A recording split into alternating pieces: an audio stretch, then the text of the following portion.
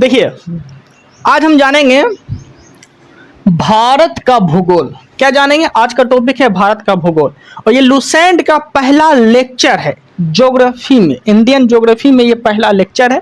आप लोग मिस नहीं करिएगा, एकदम बेसिक से लेके चलेंगे, बिल्कुल ही समझ में आएगा। जितने भी लोग हैं जिसको लुसेंट समझ में नहीं आता है वो बस यहाँ आके एक बार पढ़ लीजिए। समझ में नहीं आएगा तब आप मुझे कमेंट कर सकते हैं, बता सकते हैं। ठीक है, चलिए स्टार्ट करते हैं। तो भारत का भूगोल में पहले हम जानेंगे भारत के बारे में। ठीक है, भारत की स्थिति के बारे में, भारत के देशांतर के बारे में, भारत के अक्षांशीय विस्तार के बारे में सारा हम जानेंगे इस वीडियो में। ठीक है, देखिए भारत का नामांकन, पहला है भारत का नामांकन। इसे जानने का प्रयास करिएगा, समझिएगा। वायु पुराण में, ठीक है, वायु पुराण में भारत को किस नाम से जाना जाता था? ठीक है, कैसे नाम भारत पड़ा वो जानेंगे। तो समझिएगा, वायु पुराण में भारत को भारतवर्ष के नाम से जाना जाता है। वायु पुराण में भारत को भारतवर्ष के नाम से जाना जाता है। और यह जो है, यह नाम कैसे पड़ा वो समझिएगा। यह नाम जो है, एक राजा थे, राजा दुष्यंत। दुष्यंत के एक पुत्र थे भरत। तो भारत के नाम पे ही भारत का नाम भारतवर्ष पड़ा। ओके, कोई दिक्कत नहीं है। और भरत किसके पुत्र थे? दुष्यंत के पुत्र थे। ओके, अब समझते हैं ध्यान से। पर्सिया मतलब ईरान के बारे में हम बोल रहे हैं। ईरान के अनुसार भारत का नाम क्या दिया गया वो जानेंगे। ठीक है, देखिए पर्सिया मतलब ईरान, ये सबसे पहले सिंधु घाटी के क्षेत्र में प्रवेश किए थे। मतलब ईरान लोग जो आए थे, पर्सिया लोग, ये सिंधु घाटी में प्रवेश किए थे। ठीक है, और यह जो है सिंधु घाटी से प्रवेश किए थे और यह जो है शो को हो पढ़ते थे, शो को हो पढ़ते थे। ओके, तो यहीं से समझने का प्रयास करिएगा कि सिंधु घाटी के क्षेत्र में ये प्रवेश किए थे ये लोग, और यह जो है शो को हो पढ़ते थे, शो को हो पढ़ते थे। और भारत को हिंदू नाम से बुलाया कौन? तो यही लोग बुलाए, क्योंकि ये शो को हो पढ़ते थे। तो भारत को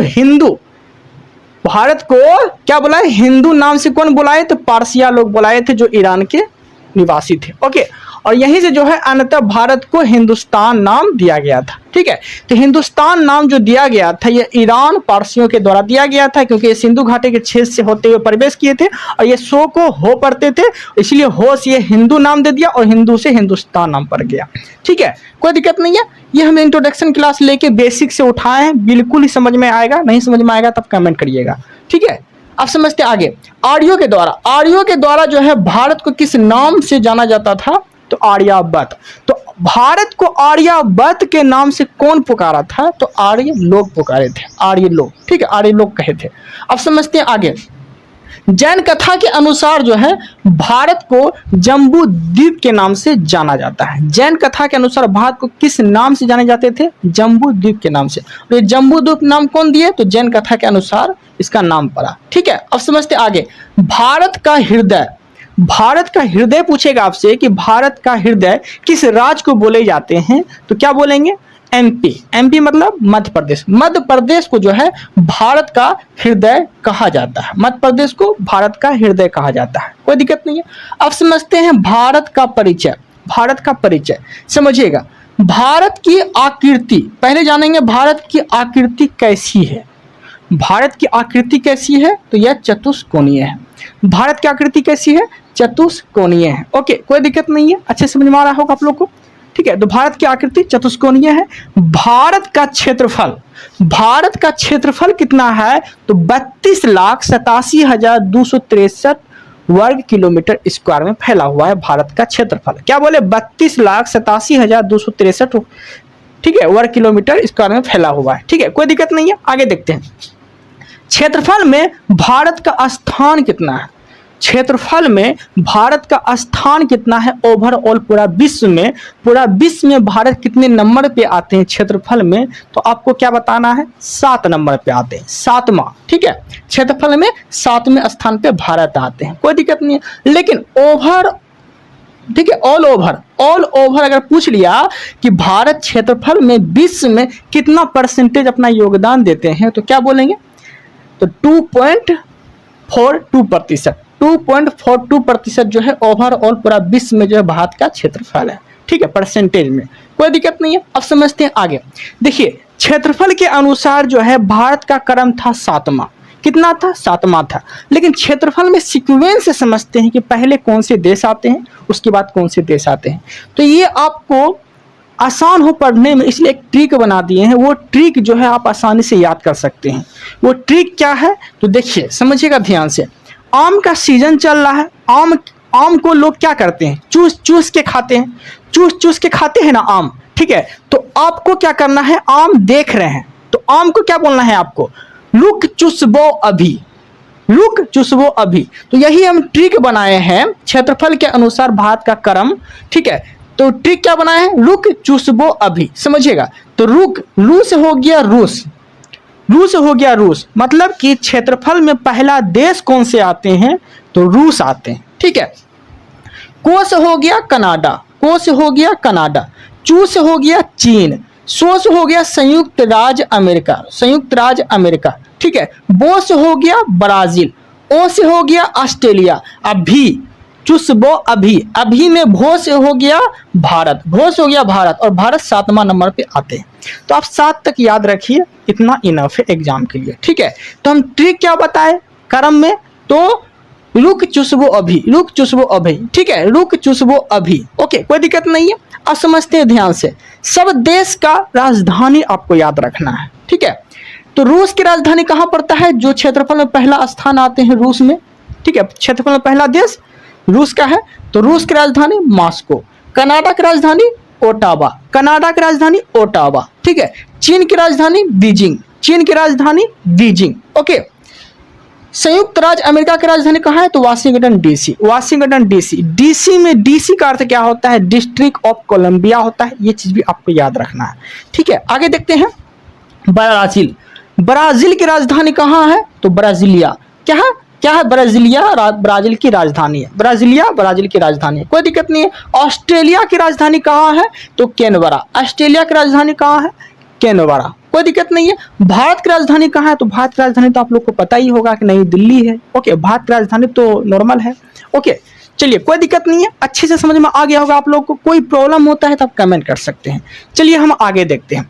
देखिए भारत में राज्यों यो का क्रम देखते हैं। तो भारत में कहने का अर्थ ये हो गया कि भारत में कितने राज्य हैं? तो 28 राज्य हैं और 8 केंद्र शासित प्रदेश है। भारत में 28 राज्य और 8 केंद्र शासित प्रदेश है अभी वर्तमान में, प्रेजेंट में, कोई दिक्कत नहीं है। अब देखते हैं आगे। तो देखिएगा, तो विश्व के क्षेत्रफल तो हम देख लिए।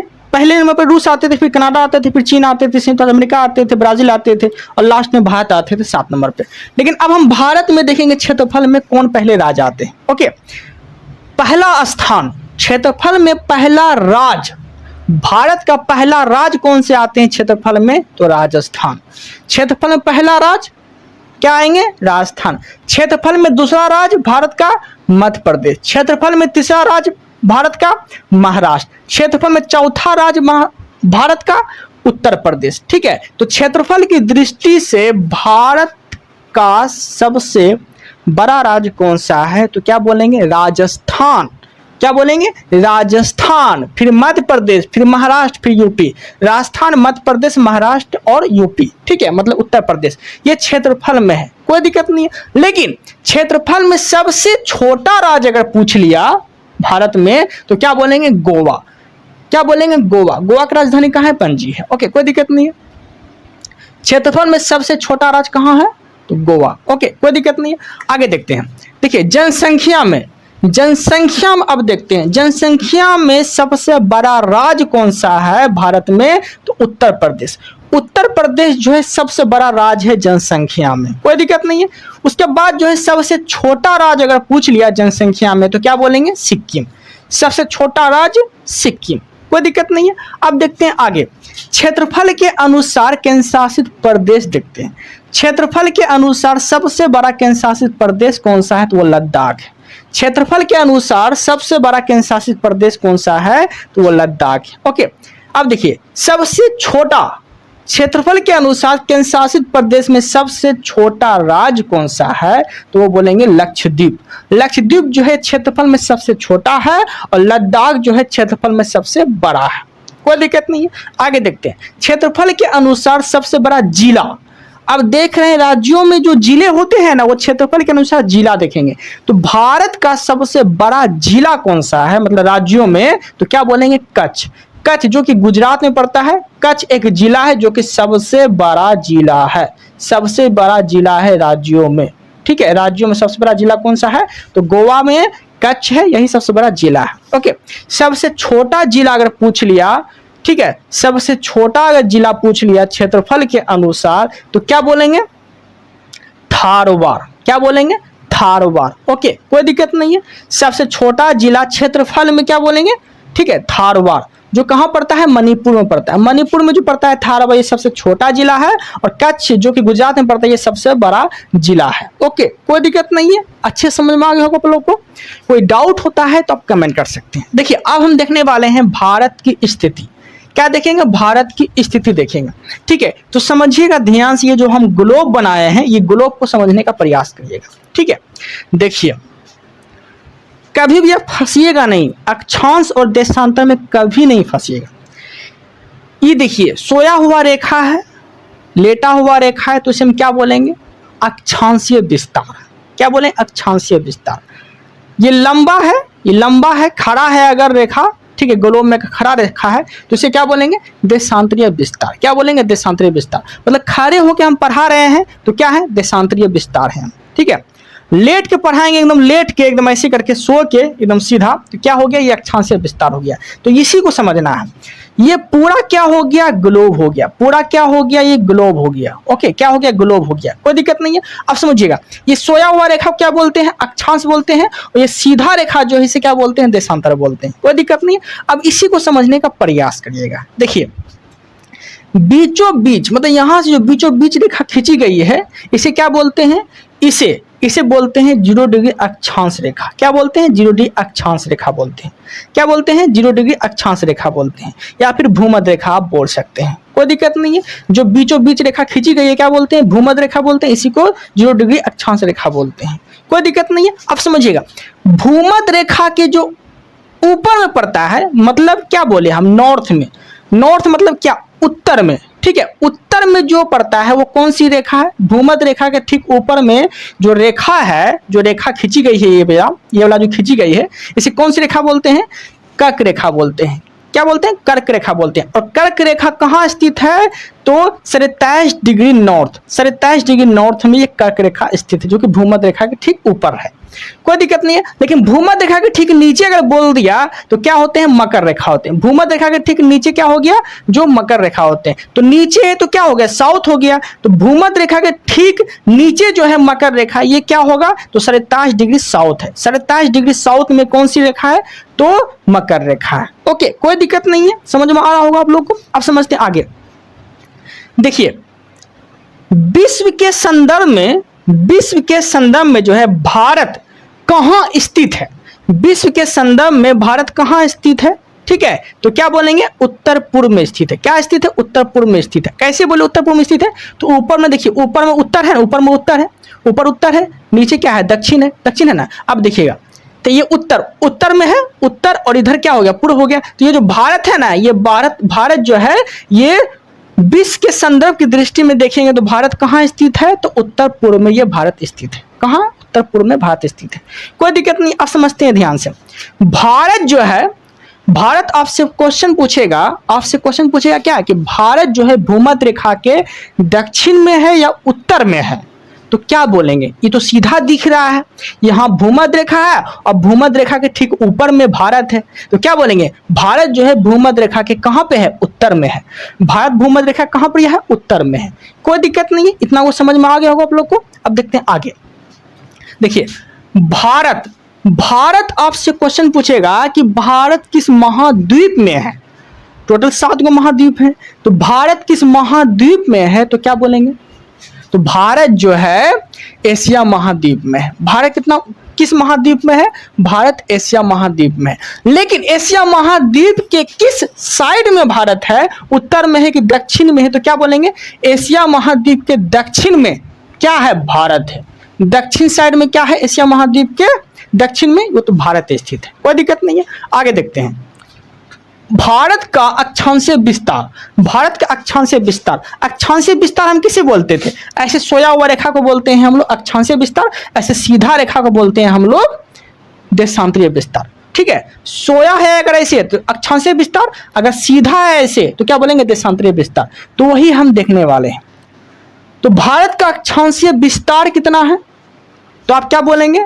8 degree 4 minute, 8 degree 4 minute north, north क्या बोले?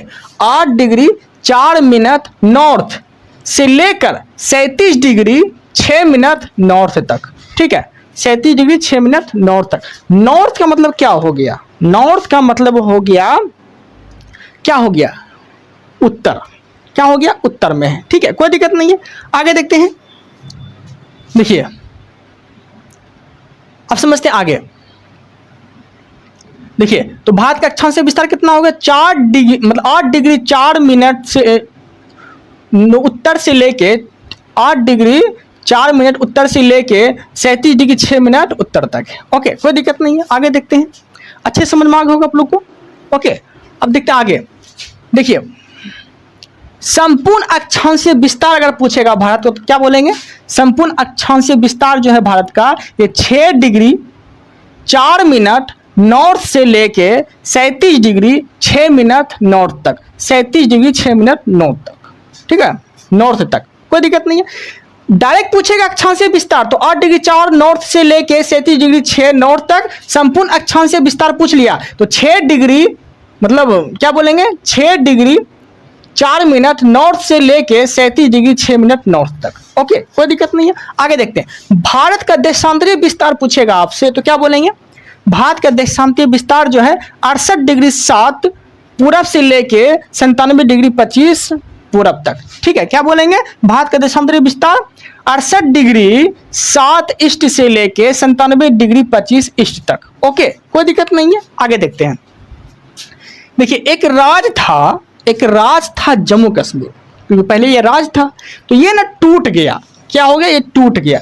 ये टूट के ना केंद्र शासित प्रदेश में ये बट गया। ठीक है, तो टूट के जम्मू एंड कश्मीर हो गया और लद्दाख में ये जाके टूट गया। जम्मू कश्मीर में कितने जिले हैं? तो याद रखिएगा 22 जिले हैं टोटल। कितना है? 22 जिले हैं टोटल।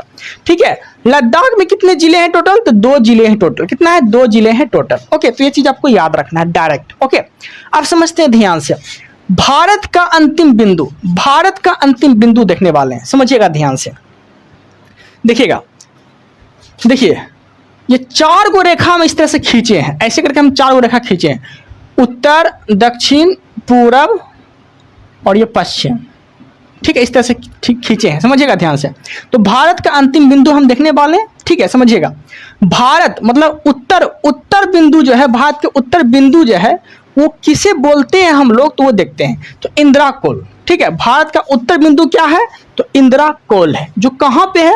लद्दाख में है। भारत का उत्तर बिंदु कौन सा है? इंदिरा कोल है, और कहां पे है? तो लद्दाख में। कोई दिक्कत नहीं है।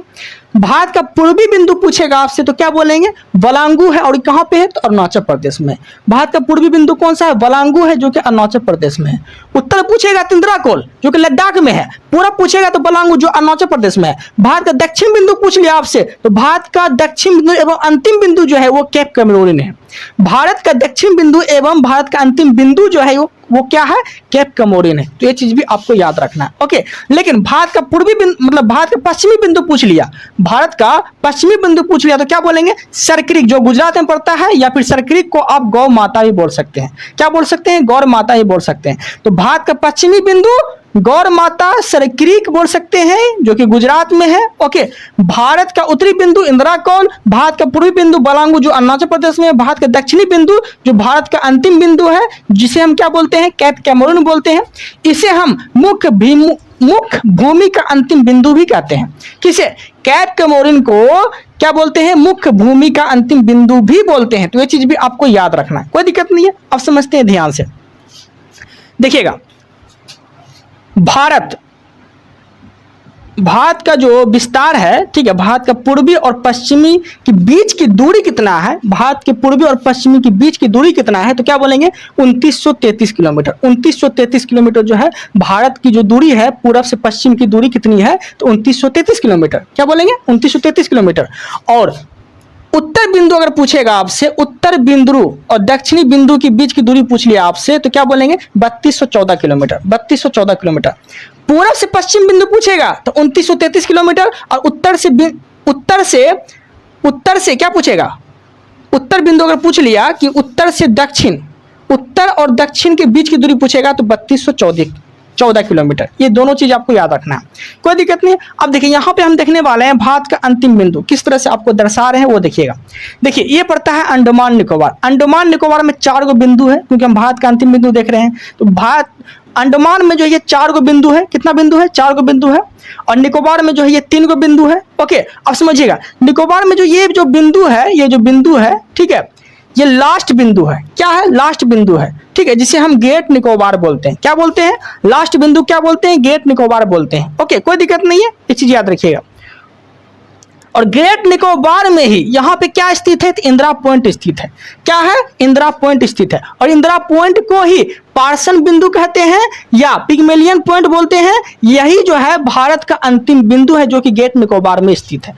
तो आपसे क्वेश्चन पूछेगा भारत का जो अंतिम बिंदु है ये किस निकोबार में स्थित है, तो क्या बोलेंगे ग्रेट निकोबार में स्थित है। ओके, कोई दिक्कत नहीं है। जिसे हम क्या बोलते हैं, इसे हम इंदिरा पॉइंट भी बोल सकते हैं, इसे हम पार्सन बिंदु भी बोल सकते हैं, या पिग्मेलियन पॉइंट भी बोल सकते हैं। पार्सन बिंदु, पिग्मेलियन पॉइंट, इंदिरा कोण, इसे ही भारत का अंतिम बिंदु बोलते हैं जो कि ग्रेट निकोबार में स्थित है।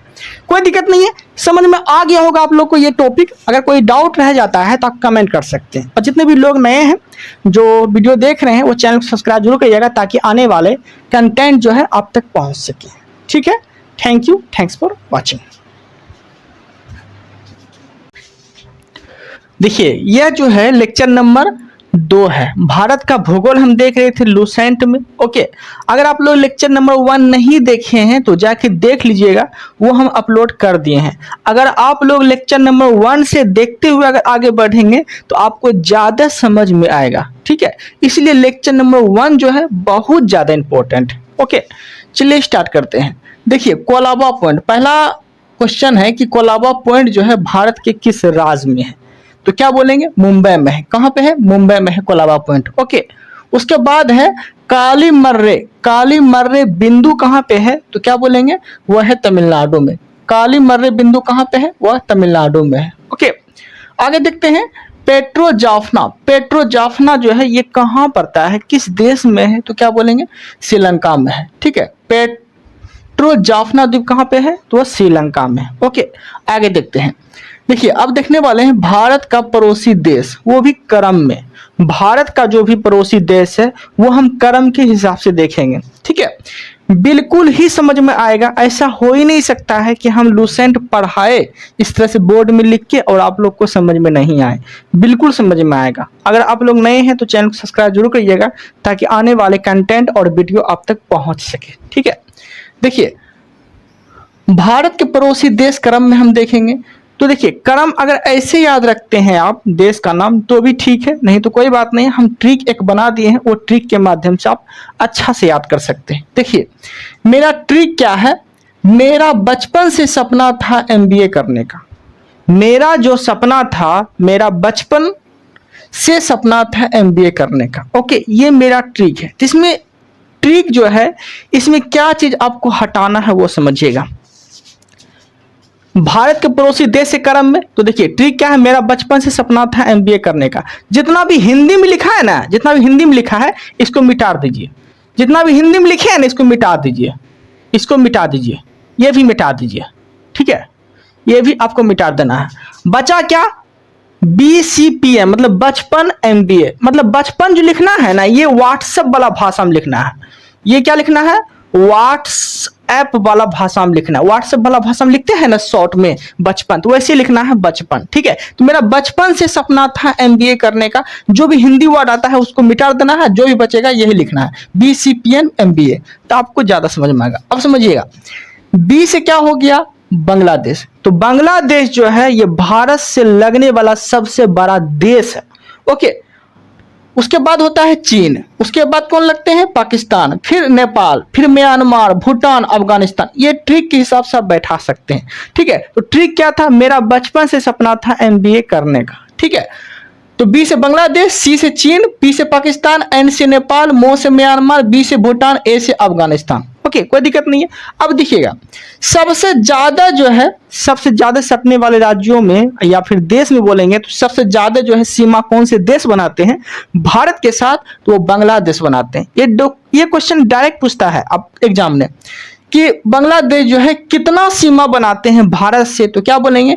4096.67 किलोमीटर, मतलब कि 4096.67 किलोमीटर जो है ये बांग्लादेश जो है भारत से सीमा बनाते हैं। ओके, कोई दिक्कत नहीं है। अब देखते हैं चीन। चीन कितना सीमा बनाते हैं भारत से? तो 3488 किलोमीटर। ठीक है, पाकिस्तान कितना सीमा बनाते हैं भारत से? तो 3323 किलोमीटर। ये क्रम में हम देख रहे हैं। नेपाल कितना सीमा बनाते हैं? तो नेपाल बनाते हैं 1751 किलोमीटर। ठीक है, म्यांमार कितना सीमा बनाते हैं भारत से? 1643 किलोमीटर। भूटान कितना सीमा बनाते हैं भारत से? 1699 किलोमीटर। ओके, 1699 किलोमीटर, कोई दिक्कत नहीं है। अफगानिस्तान की सीमा जो है भारत से कितना किलोमीटर तक सकती है? तो 106 किलोमीटर। 106 किलोमीटर सबसे कम अफगानिस्तानी सकती है, कोई दिक्कत नहीं है। अब देखिए, अब हम देखने वाले हैं कि ये जो देश है बांग्लादेश, बांग्लादेश से भारत के राज्यों का जो सीमा सटता है वो देखते हैं कि बांग्लादेश से भारत के कौन कौन से राज्य सटते हैं। ओके, सीमा बनाते हैं। तो बांग्लादेश से जो सटने वाले राज्य है वो ऐसे आप याद रख सकते हैं: असम, पश्चिम बंगाल, मिजोरम, त्रिपुरा, मेघालय। असम, पश्चिम बंगाल, मिजोरम, त्रिपुरा, मेघालय। असम, पश्चिम बंगाल, मिजोरम, त्रिपुरा, मेघालय जो है ये बांग्लादेश से सटने वाले भारतीय राज्य हैं। ओके, आगे देखते हैं चीन। चीन से जो सटने वाले राज्य हैं भारतीय वो देखते हैं। ठीक है, तो चीन से कौन सटते हैं? लद्दाख सटते हैं पहला नंबर पे, फिर हिमाचल प्रदेश, फिर उत्तराखंड, सिक्किम, अरुणाचल प्रदेश। क्या बोले? लद्दाख, हिमाचल प्रदेश, उत्तराखंड, सिक्किम, अरुणाचल प्रदेश। ये जो है चीन से लगने वाले भारतीय राज्य, कोई दिक्कत नहीं है। आगे देखते हैं पाकिस्तान। पाकिस्तान से सटने वाले जो भारतीय राज्य हैं, पाकिस्तान से कौन कौन से राज्य सटते हैं भारतीय वो देखते हैं: जम्मू कश्मीर, लद्दाख, पंजाब, राजस्थान, गुजरात। ठीक है, जम्मू कश्मीर, लद्दाख, पंजाब, राजस्थान, गुजरात। ओके, कोई दिक्कत नहीं है, अच्छे समझ में आ गया आप लोग को। ओके, तो देखिए कुछ राज्यों का ट्रिक भी हम आपको बता देते हैं, इसके अकॉर्डिंग भी आप याद रख सकते हैं। जैसे कि बांग्लादेश से राज्यों का क्रम है, मतलब बांग्लादेश से लगने वाला जो भारतीय राज्य है ये ट्रिक हम आपको बता देते हैं। इसका ट्रिक आप याद करके रख सकते हैं। देखिए ट्रिक है अब मित्र में। ठीक है, अब मित्र में ये ट्रिक याद रख सकते हैं। ओ से हो गया असम, बी से हो गया बंगाल, ठीक है, मी से हो गया मिजोरम, त्री से हो गया त्रिपुरा, अब मे से हो गया मेघालय। तो अब मित्र में करके आप याद रख सकते हैं। ठीक है, कोई दिक्कत नहीं, कुछ कुछ ट्रिक है आपको बता देंगे। फिर पाकिस्तान जो लगते हैं राज्य, जम्मू कश्मीर लगते हैं, लद्दाख लगते हैं, पंजाब लगते हैं, राजस्थान लगते हैं, गुजरात लगते हैं। ठीक है, गुजरात लगते हैं। तो पाकिस्तान से लगने वाला जो भारतीय राज्य है इसका भी एक ट्रिक है।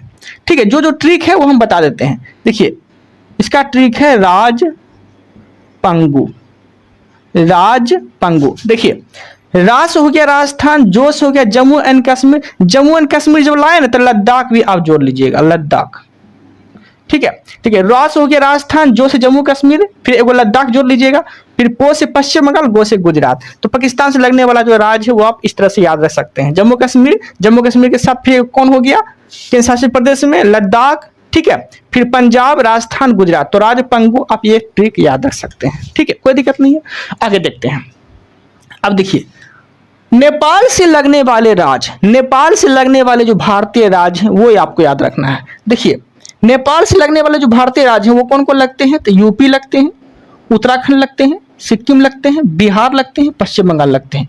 तो यूपी, उत्तराखंड, सिक्किम, बिहार, पश्चिम बंगाल ये नेपाल से सटने वाले भारतीय राज्य। ओके, कोई दिक्कत नहीं है। अब देखिए नेपाल से जो सटने वाले भारतीय राज्य है, इसका भी एक ट्रिक हम बता दिए हैं यहाँ पर, यूएसबी। आपको क्या याद रखना है? यूएसबी। जैसे कि यूएसबी डाटा केबल आते हैं मोबाइल चार्ज करने के लिए, तो वैसे भी आप याद रख सकते हैं डायरेक्ट। ठीक है, देखिए यू से यू से दो गो राज्य आपको याद रखना है। ठीक है, यू से यूपी भी होता है, यू से उत्तराखंड भी होता है। यू से यूपी, यू से उत्तराखंड। ठीक है, एस से क्या होता है? सिक्किम होता है। और बी से दो गो राज्य होता है, बी से बंगाल भी होता है, बी से बिहार भी होता है।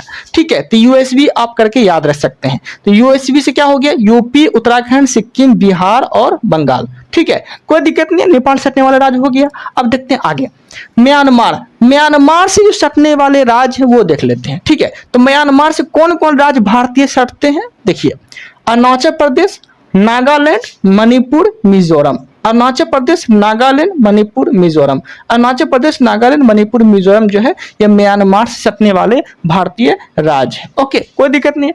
म्यांमार से जो लगते हैं भारतीय राज्य, इसका भी हम ट्रिक एगो बता दिए हैं। ठीक है, आपको ट्रिक क्या याद रखना है? अरुणा मामी किसका ट्रिक है? तो म्यांमार से सटने वाले भारतीय राज्यों का ट्रिक है। ठीक है, देखिए अरुणा, तो अरु से हो गया अरुणाचल प्रदेश, अरु से हो गया अरुणाचल प्रदेश, ना से हो गया नागालैंड, मो से हो गया मणिपुर, और मी से हो गया मिजोरम। ओके, कोई दिक्कत नहीं है। कोई डाउट होता है तो आप कमेंट कर सकते हैं, बता सकते हैं। ओके, एकदम बिल्कुल ही अच्छे से समझाएंगे।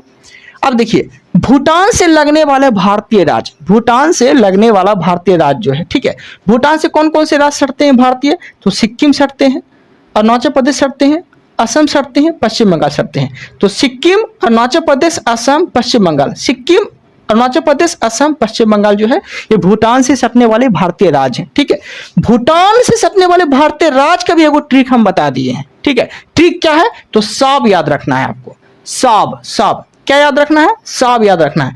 SAAB आप साब याद रखेंगे तो आपका काम बन जाएगा। देखिए सो से हो गया सिक्किम, और डबल ए में एगो ए से हो गया अरुणाचल प्रदेश, और एगो ए से हो गया असम। ठीक है, और बी से हो गया बंगाल। तो क्या कह सकते हैं भूटान से? सिक्किम, अरुणाचल प्रदेश, असम, पश्चिम बंगाल। ठीक है, इस तरह से आप याद रख सकते हैं, कोई दिक्कत नहीं है। अब देखते हैं अफगानिस्तान सटने वाले जो भारतीय राज्य, इसका कोई ट्रिक नहीं है, बल्कि एक ही गो ऐसा राज्य है जो सटते हैं, वो भी केंद्र शासित प्रदेश है। कौन? तो लद्दाख सटते हैं। ठीक है, लद्दाख जो है अफगानिस्तान सटने वाला मात्र एक ही राज्य। ओके, कोई दिक्कत नहीं है। आगे देखते हैं। अब देखने वाले हैं सेवन सिस्टर। समझिएगा ये क्या होता है।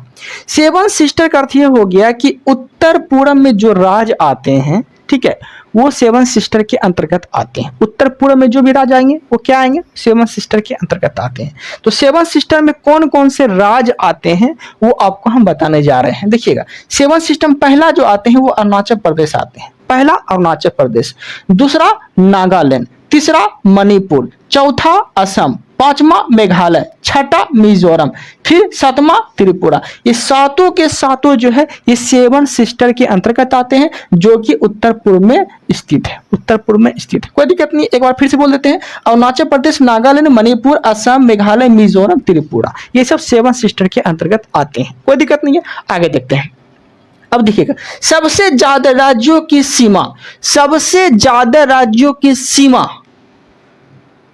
से सटने वाले जो राज्य हैं वो कौन से हैं वो देखते हैं। ठीक है, तो सबसे ज्यादा राज्यों की सीमा बनाने वाले भारतीय राज्य कौन से आते हैं?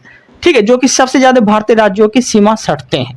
यूपी, तो क्या बोलेंगे? यूपी जो है, यूपी एक ये राज्य है जिसमें कि यूपी की जो बॉर्डर है वो काफी राज्यों से सटती है। ठीक है, मतलब टोटल अगर पूछेंगे तो टोटल जो है लगभग 8 राज्यों से सटती है और एक केंद्र शासित प्रदेश से सटती है यूपी की बॉर्डर। ओके, कोई दिक्कत नहीं है। अब देखिएगा तो यूपी से सटने वाला जो भारतीय राज्य है वो भी आपको याद रखना है, जो कि सबसे ज्यादा सीमा बनाने वाला जो राज्य है वो यूपी है। देखिए पहला सटता है उत्तराखंड, फिर हिमाचल प्रदेश, फिर हरियाणा, राजस्थान, मध्य प्रदेश। ठीक है, उसके बाद क्या याद रखेंगे? झारखंड, बिहार, छत्तीसगढ़, यूनाइटेड स्टेट में केंद्र शासित प्रदेश में जो है दिल्ली यूपी की सीमा से सटते हैं। ओके, कोई दिक्कत नहीं, समझ में आ गया होगा लोगों को, ठीक है। तो सबसे ज्यादा राज्यों की सीमा बनाने वाला राज्य कौन सा है, तो यूपी है, ठीक है। राज्य की बात बोलेंगे तो 8 गो राज्य से सटता है और एक केंद्र शासित प्रदेश से सटता है यूपी, ओके, कोई दिक्कत नहीं है। अब देखते हैं आगे, अब देखने वाले हैं प्रमुख अंतर्राष्ट्रीय सीमा। प्रमुख अंतर्राष्ट्रीय सीमा समझते हैं ध्यान से, किन देशों के बीच जो है कौन सी सीमा का निर्धारण किया गया था, ओके, समझते हैं। जैसे कि मैकमोहन रेखा, मैकमोहन रेखा किन देशों के मध्य स्थित है, किन देशों की सीमा का विस्तार करती है, तो क्या बोलेंगे, मैकमोहन रेखा जो है इंडिया और चीन के बीच की रेखा है। इंडिया और चीन के बीच की रेखा क्या कहलाती है, मैकमोहन रेखा कहलाती है। और मैकमोहन रेखा का निर्धारण कब किया गया था, तो 1954 में। 1954 में जो है मैकमोहन रेखा का निर्धारण किया गया था, जो कि किसके बीच स्थित है, तो इंडिया और चीन के बीच मैकमोहन रेखा स्थित है, ओके, कोई दिक्कत नहीं है। आगे देखते हैं, दूसरा है रेड क्लिफ। रेड क्लिफ रेखा जो है इसका निर्धारण 1947 में किया गया था। और रेड क्लिफ रेखा जो है किसके बीच स्थित है, किन देशों के बीच सीमा बनाती है, सीमा का निर्धारण करती है, तो वह इंडिया और पाकिस्तान, इंडिया और पाकिस्तान के बीच की सीमा क्या कहलाती है, तो रेड क्लिफ रेखा कहलाती है, ओके, कोई दिक्कत नहीं है। आगे देखते हैं, तीसरा है डूरंड रेखा। डूरंड रेखा जो है किन देशों के मध्य स्थित है, किन देशों के बीच सीमा बनाती है, तो पाकिस्तान और अफगानिस्तान। पाकिस्तान और अफगानिस्तान के बीच की सीमा क्या कहलाती है, डूरंड रेखा कहलाती है। इस दोनों के बीच सीमा का निर्धारण किया गया था, ठीक है। डूरंड रेखा का निर्धारण पूछेगा आपसे, तो डूरंड रेखा का निर्धारण कब हुआ था, 1896 में। 1896 में जो है डूरंड रेखा का निर्धारण किया गया था, ओके, कोई दिक्कत नहीं है, अच्छे समझ में आ गया होगा आप लोग को। चौथा देखते हैं शून्य रेखा। शून्य रेखा जो है, शून्य रेखा समांतर रेखा जो है ये किसके बीच की सीमा बनाती है, किसके बीच स्थित है, किसके बीच की सीमा बनाती है, तो इंडिया और बांग्लादेश। इंडिया और बांग्लादेश के बीच की सीमा का निर्धारण कौन करता है, तो शून्य रेखा करती है, ओके, कोई दिक्कत नहीं। आगे है अल्पाइन रेखा। अल्पाइन रेखा जो है किनके मध्य स्थित है, किन देशों के बीच सीमा का निर्धारण करती है, तो वह रूस और फिनलैंड। रूस और फिनलैंड के बीच की सीमा क्या कहलाती है, मैनरहीम। रूस और फिनलैंड के बीच की सीमा मैनरहीम कहलाती है। और अल्पाइन पूछेगा तो इटली और फ्रांस के बीच। अल्पाइन रेखा इटली और फ्रांस के बीच, और मैनरहीम रेखा रूस प्लस फिनलैंड के बीच। मैगिनोट को सिसफ्राइड रेखा भी बोलते हैं, ये चीज भी आपको याद रखना है, ठीक है। मैगिनोट रेखा जो है जर्मनी और फ्रांस के बीच स्थित है। मैगिनोट रेखा जर्मनी और फ्रांस के बीच स्थित है, ये चीज याद रखिएगा। अब मैगिनोट को सिसफ्राइड रेखा भी बोलते हैं, ओके, कोई दिक्कत नहीं है। आगे देखते हैं हिंडनबर्ग। हिंडनबर्ग जो है, हिंडनबर्ग ये किन देशों के मध्य स्थित है, ठीक है, तो याद रखिएगा जर्मनी और पोलैंड। जर्मनी और पोलैंड के बीच की रेखा क्या कहलाती है, हिंडनबर्ग रेखा। जर्मनी और पोलैंड के बीच की रेखा हिंडनबर्ग रेखा कहलाती है। और नौवां है सतरमी समानांतर रेखा। सतरमी समानांतर रेखा किन देशों के मध्य स्थित है, तो उत्तरी वियतनाम और दक्षिण वियतनाम। उत्तरी वियतनाम और दक्षिण वियतनाम को अलग करने वाली या फिर जोड़ने वाली जो रेखा है वो कौन है, तो वो सतरमी समानांतर रेखा है, ओके, कोई दिक्कत नहीं है। अब देखते हैं 38वीं समानांतर रेखा जो है उत्तरी कोरिया और दक्षिण कोरिया। उत्तरी कोरिया और दक्षिण कोरिया के बीच कौन सी समांतर रेखा, तो 38वीं समांतर रेखा है, ओके, कोई दिक्कत नहीं है। अब देखते हैं 11 नंबर 49वीं समानांतर रेखा किन देशों के मध्य स्थित है, तो क्या बोलेंगे, USA plus Canada. USA plus Canada के मध्य कौन सी समानांतर रेखा, तो 49वीं समानांतर रेखा, ओके। आगे देखते हैं 141वीं, ठीक है, 141, ठीक है, मतलब 141वीं समानांतर रेखा जो है यूएसए प्लस अलास्का के बीच स्थित है, ठीक है। तो यूएसए प्लस अलास्का को जोड़ने वाली जो रेखा है वो कौन सी है, तो क्या बोलेंगे 141वीं समानांतर रेखा, ओके, कोई दिक्कत नहीं है, अच्छे समझ में आ गया होगा आप लोग को। कोई डाउट होता है तो आप कमेंट कर सकते हैं, स्क्रीनशॉट लेना चाहेंगे तो आप ले सकते हैं, ठीक है, कोई दिक्कत नहीं। आगे देखते हैं, अब हम आगे देखने वाले हैं यहाँ से, ठीक है। देखिए अब हम यहाँ से फिर से हम अच्छे से जानेंगे सामान्य जानकारी के बारे में, ओके, समझिएगा ध्यान से। जनसंख्या के आधार पर भारत का स्थान कम्मा है। जनसंख्या की दृष्टि से भारत का स्थान कम्मा है। कुछ दिन पहले ये दूसरा नंबर पर आते थे, लेकिन अभी पहला नंबर पे आते हैं। भारत का स्थान पहला है, ओके। दूसरा स्थान कौन सा है, तो वो चीन का है, ओके, कोई दिक्कत नहीं है। तो जनसंख्या के आधार पर भारत का स्थान पहला है, दूसरा चीन का है, पहला भारत, दूसरा चीन, तीसरा अमेरिका का है, चौथा इंडोनेशिया का है, पांचवा ब्राजील का है, छठा पाकिस्तान का है, ठीक है, छठा पाकिस्तान का। फिर से बोल देते हैं, पहला भारत, दूसरा चीन, तीसरा अमेरिका, चौथा इंडोनेशिया, पांचवा ब्राजील, छठा छठा पाकिस्तान, ठीक है, छठा पाकिस्तान के जनसंख्या में आते हैं। ओके, आगे देखते हैं राज्यों में सबसे ज्यादा जनसंख्या वाला राज्य कौन सा है, तो यूपी है। कौन है, यूपी है, ठीक है। उत्तर प्रदेश। सबसे कम जनसंख्या वाला राज्य कौन सा है, तो वो सिक्किम है। सबसे कम जनसंख्या वाला राज्य कौन सा है, तो वो सिक्किम है। ओके, कोई दिक्कत नहीं है। अब देखते हैं आगे, अब देखते हैं केंद्र शासित प्रदेश में, केंद्र शासित प्रदेश में सबसे ज्यादा जनसंख्या वाला राज्य कौन सा है, तो दिल्ली। दिल्ली की जनसंख्या केंद्र शासित प्रदेशों में से 1 नंबर पे आते हैं। ओके, सबसे कम जनसंख्या वाला केंद्र शासित प्रदेश कौन सा है, तो लक्षद्वीप आते हैं। लक्षद्वीप की संख्या जो है सबसे कम है और दिल्ली की ज्यादा है। ओके, कोई दिक्कत नहीं है। आगे देखते हैं भारत की राजधानी समझिएगा ध्यान से। भारत की पूर्व राजधानी कहां थी, पहले जो भारत की राजधानी थी यह कहां थी, कोलकाता थी। उसके बाद वर्तमान में भारत की राजधानी कहां है, तो नई दिल्ली है। कहां है, नई दिल्ली है। ओके, कोई दिक्कत नहीं है, भारत की राजधानी नई दिल्ली है, कोई दिक्कत नहीं है। अब देखिएगा, पहले भारत की राजधानी कोलकाता थी, अब नई दिल्ली है। तो कोलकाता से जो नई दिल्ली राजधानी स्थानांतरित की गई थी, ये कब की गई थी, तो क्या बोलेंगे, 1912 में। 1912 में जो है कोलकाता से दिल्ली राजधानी बनाई गई थी। लेकिन कोलकाता से दिल्ली राजधानी बनाने की घोषणा कब की गई थी, कि अब जो है कोलकाता से दिल्ली राजधानी होगी, तो यह 1911 में घोषणा किया गया था और 1912 में जो है बना दिया गया था। ओके, कोई दिक्कत नहीं है। अब समझिएगा तो ये कैसे बनाया गया था, क्यों बनाया गया था, वो समझिएगा। 1911 में जो है तीसरा दिल्ली दरबार लगा था। 1911 में तीसरा दिल्ली दरबार जब लगा था लॉर्ड हार्डिंग द्वितीय के समय, उसी समय जो है जॉर्ज पंचम प्लस मेरी के सम्मान में ये तीसरा दिल्ली दरबार लगाया गया था। और इसी में जो है 2 चेंज किया गया था। पहला चेंजिंग था कि भारत की राजधानी नई दिल्ली होगी, भारत की राजधानी दिल्ली होगी। और दूसरा चेंजिंग क्या किया गया था, बंगाल विभाजन जो 1905 में हुआ था उसको रद्द किया गया था, ठीक है, उसको रद्द कर दिया गया था। कब, 1911 में। ओके, तो 2 चेंजिंग हुआ था। तीसरा दिल्ली दरबार कब लगा था, 1911 में। किसके समय, लॉर्ड हार्डिंग द्वितीय के समय। किसके सम्मान में लगा था, जॉर्ज पंचम प्लस मेरी के सम्मान में। पहला चेंजिंग क्या हुआ था, राजधानी परिवर्तन हुआ था। दूसरा चेंजिंग क्या हुआ था, बंगाल विभाजन को रद्द किया गया था, जो कि बंगाल विभाजन 1905 ईस्वी को प्रारंभ किया गया था। कोई दिक्कत नहीं है। अब देखते हैं आगे। ओके, अब देखिएगा 2 राजधानी वाले राज्य, ऐसे राज्य जो 2 राजधानी वाले राज्य हैं, जैसे कि एक शीतकालीन राजधानी, एक ग्रीष्मकालीन राजधानी। जब सर्दियों के दिन आते हैं तो कुछ और राजधानी हो जाते हैं, और जब गर्मियों के दिन आते हैं तो उसकी राजधानी कुछ और हो जाती है। जैसे कि जम्मू कश्मीर की शीतकालीन राजधानी कहाँ है, तो जम्मू, ठीक है। जम्मू कश्मीर की शीतकालीन राजधानी पूछेगा आपसे तो क्या बोलेंगे, जम्मू कश्मीर की ग्रीष्मकालीन राजधानी कहां पड़ जाती है, तो श्रीनगर। तो शीतकालीन राजधानी जम्मू और ग्रीष्मकालीन राजधानी श्रीनगर, ठीक है। अब देखते हैं लद्दाख की शीतकालीन राजधानी कहां पड़ती है, तो कारगिल। लेकिन लद्दाख की ग्रीष्मकालीन राजधानी कहां पड़ती है, तो लेह, ठीक है। लद्दाख की ग्रीष्मकालीन राजधानी कहां पड़ती है, लेह पड़ती है, कोई दिक्कत नहीं है।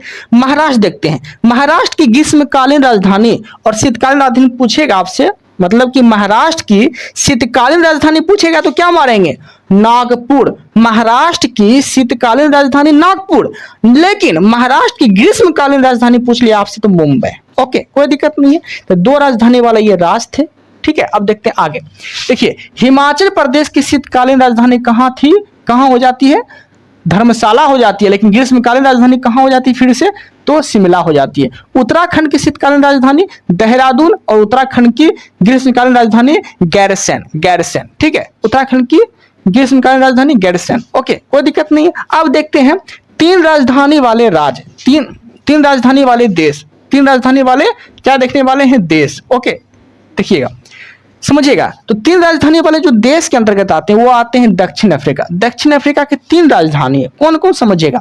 तो पहला है मतलब पिटोरिया किसकी राजधानी है, तो प्रशासनिक राजधानी है दक्षिण अफ्रीका की। उसके बाद आते हैं ब्लोफोंटेन भी दक्षिण अफ्रीका की राजधानी है। लेकिन तीसरा जो आते हैं केप टाउन, ये विधायी राजधानी है, ठीक है। दक्षिण अफ्रीका की विधायी राजधानी क्या बोलेंगे, केप टाउन। ओके, कोई दिक्कत नहीं है। आगे देखते हैं 2 राजधानी वाले देश अब देख लेते हैं, जैसे कि श्रीलंका की पहली राजधानी कहाँ है, तो एम जयवर्धनेपुरा और दूसरी राजधानी कोलंबिया, ठीक है। उसके बाद आती है मलेशिया, मलेशिया की पहली राजधानी कुआलालंपुर, जो कि विधायी राजधानी है, विधायी की राजधानी है, ठीक है, विधायी राजधानी मलेशिया की कुआलालंपुर, ठीक है। और दूसरा है पुत्रजया, पुत्रजया किसकी राजधानी है? तो कार्यकारी राजधानी है। पुत्रजया किसकी राजधानी है? कार्यकारी राजधानी है मलेशिया की। ओके, कोई दिक्कत नहीं है, अच्छे समझ में आ गया होगा, स्क्रीनशॉट ले सकते हैं आप। आगे देखते हैं, देखिएगा, अब देखते हैं यहां पे, देखिए अब देखने वाले हैं भारत के तटीय राज्य। भारत के तटीय राज्य समझिएगा, भारत के टोटल तटीय राज्यों की संख्या कितना है? तो 9 है। भारत के टोटल राज्यों की संख्या कितनी है? तटीय राज्यों की, तटीय राज्यों के बारे में बोल रहे हैं। और तटीय राज्य किसे बोलते हैं?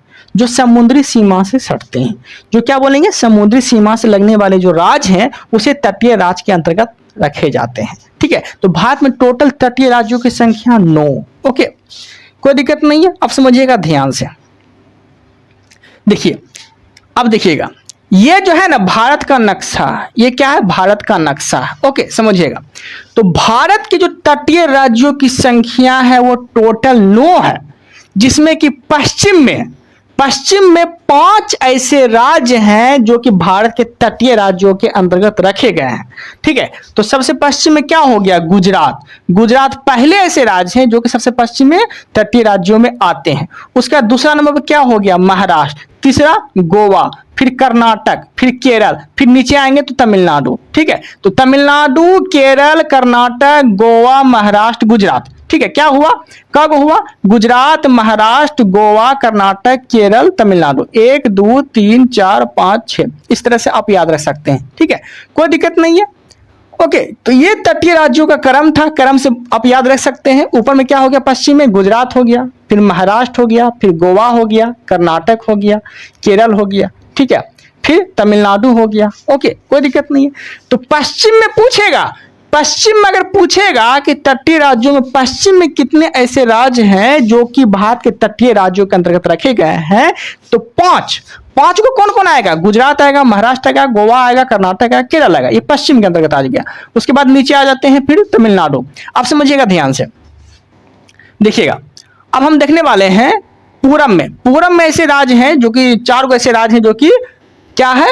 तटीय राज्यों के अंतर्गत रखे गए हैं, ठीक है, जैसे कि आंध्र प्रदेश, उड़ीसा, पश्चिम बंगाल, तमिलनाडु, ये सब जो है इधर आ जाते हैं। ओके, समझ में आ गया होगा आप लोग को, ठीक है। तटीय राज्य हम किसे बोलते हैं? जो भारत की समुद्री सीमा बनाती है, भारत की समुद्री सीमा से सटती है। ओके, पश्चिम में 5 गो, पूरब में 4 गो, तो 5 4 9 गो। ओके, इस तरह से आप याद रख सकते हैं, ठीक है, इस तरह से कोई दिक्कत नहीं है। अब देखते हैं आगे। देखिए, पूरब में जो है बंगाल की खाड़ी पड़ जाते हैं और पश्चिम में लक्षद्वीप पड़ जाते हैं। पश्चिम में इधर भी आ जाएंगे तो अरबिया सागर आ जाते हैं। पश्चिम में लक्षद्वीप एवं अरबिया सागर आते हैं, ईद पट्टी, ठीक है। अब पूरब में बंगाल की खाड़ी आते हैं, कोई दिक्कत नहीं। अब देखिएगा, 4 गो बिंदु है जो अंडमान निकोबार में है और 3 गो बिंदु ऐसे हैं जो कि निकोबार में है। ओके, ये सब हम कल की वीडियो में बता दिए थे। अब समझते हैं ध्यान से, 4 गो केंद्र शासित प्रदेश ऐसे हैं जो तटीय सीमा बनाते हैं। केंद्र शासित प्रदेश भी तटीय सीमा बनाते हैं, जैसे कि कौन कौन है ऐसे केंद्र शासित प्रदेश जो तटीय सीमा बनाते हैं? तो पहला आते हैं अंडमान निकोबार, फिर लक्षद्वीप, दमन द्वीप, फिर दादर और नागर हवेली, पुदुचेरी, ठीक है। ये सब जो है तटीय सीमा बनाने वाले राज्य हैं जो केंद्र शासित प्रदेश के अंतर्गत आते हैं। क्या क्या बोले? अंडमान निकोबार, लक्षद्वीप, दमन द्वीप, दादर नागर हवेली, पुदुचेरी, ये सब तटीय सीमा बनाने वाले केंद्र शासित प्रदेश है, कोई दिक्कत नहीं है।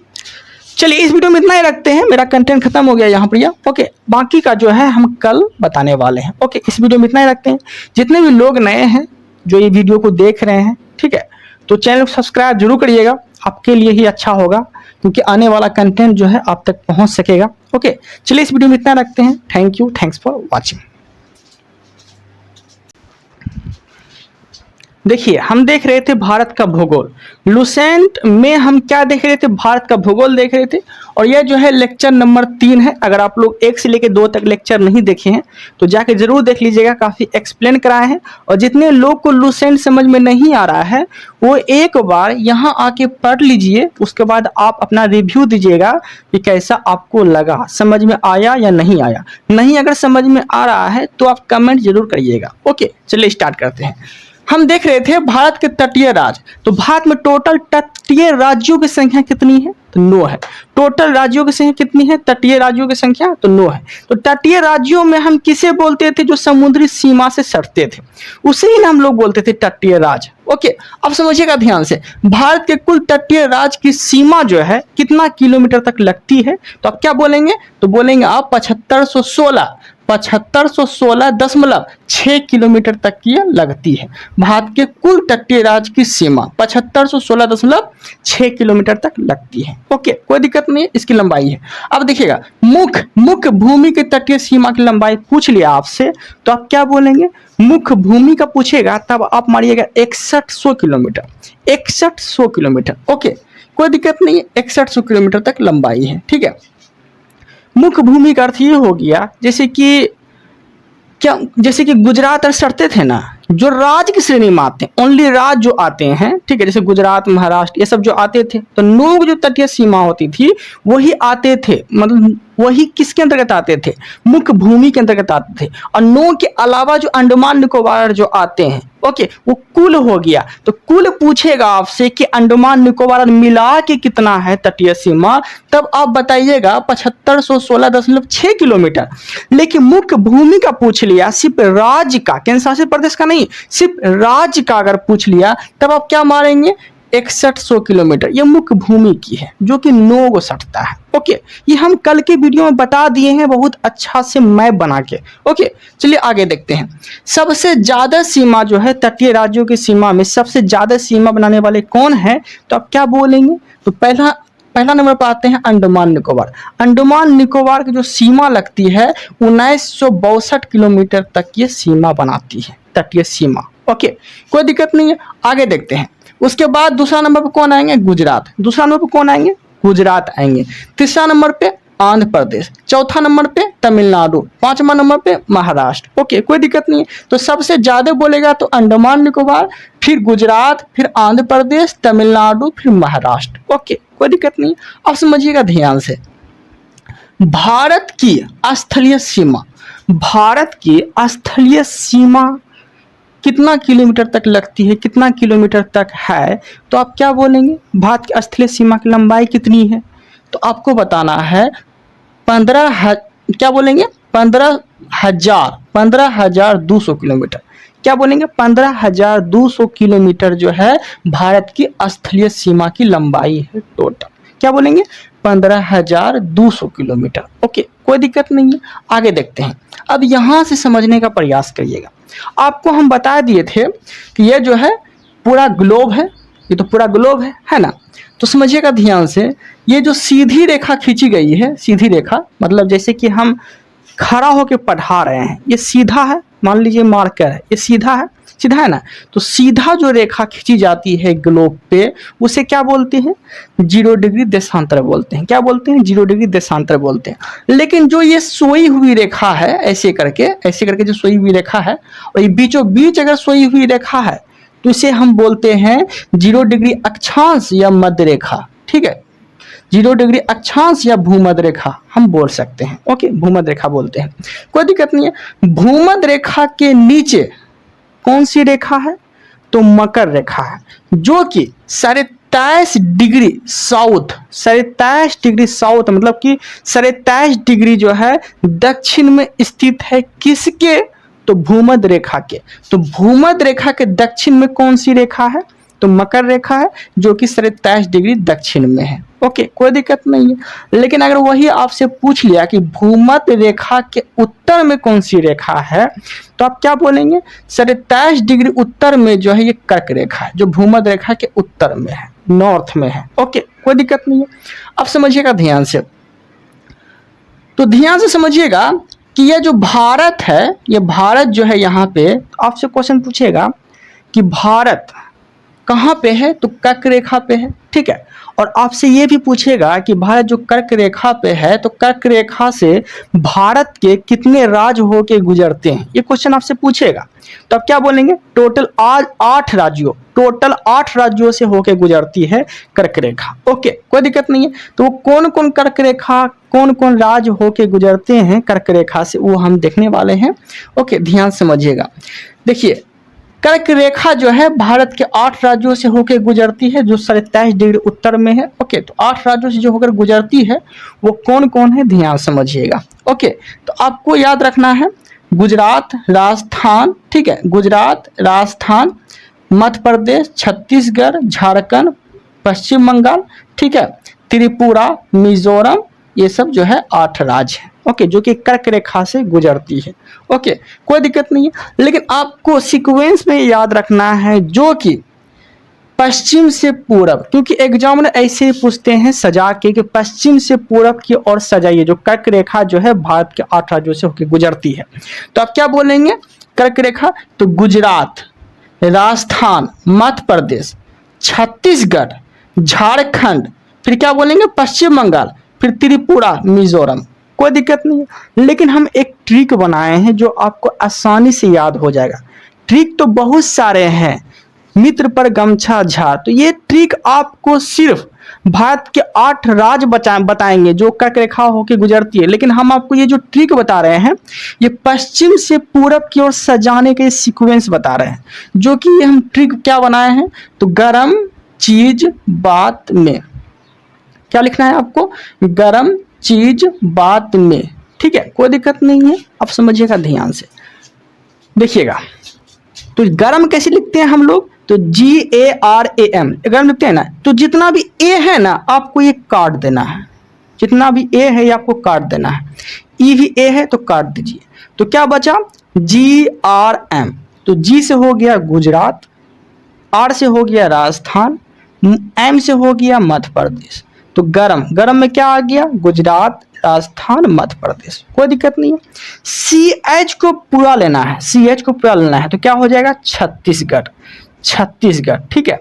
और आई जो है ना, आई जो है इसे काट देना है, ठीक है। फिर क्या आ जाता है जे से क्या लेंगे, झारखंड, तो छत्तीसगढ़ के बाद क्या हो गया झारखंड, ठीक है। बात में बी लेना है, बी से क्या हो गया पश्चिम बंगाल, बंगाल आप बोल सकते हैं डायरेक्ट, ठीक है।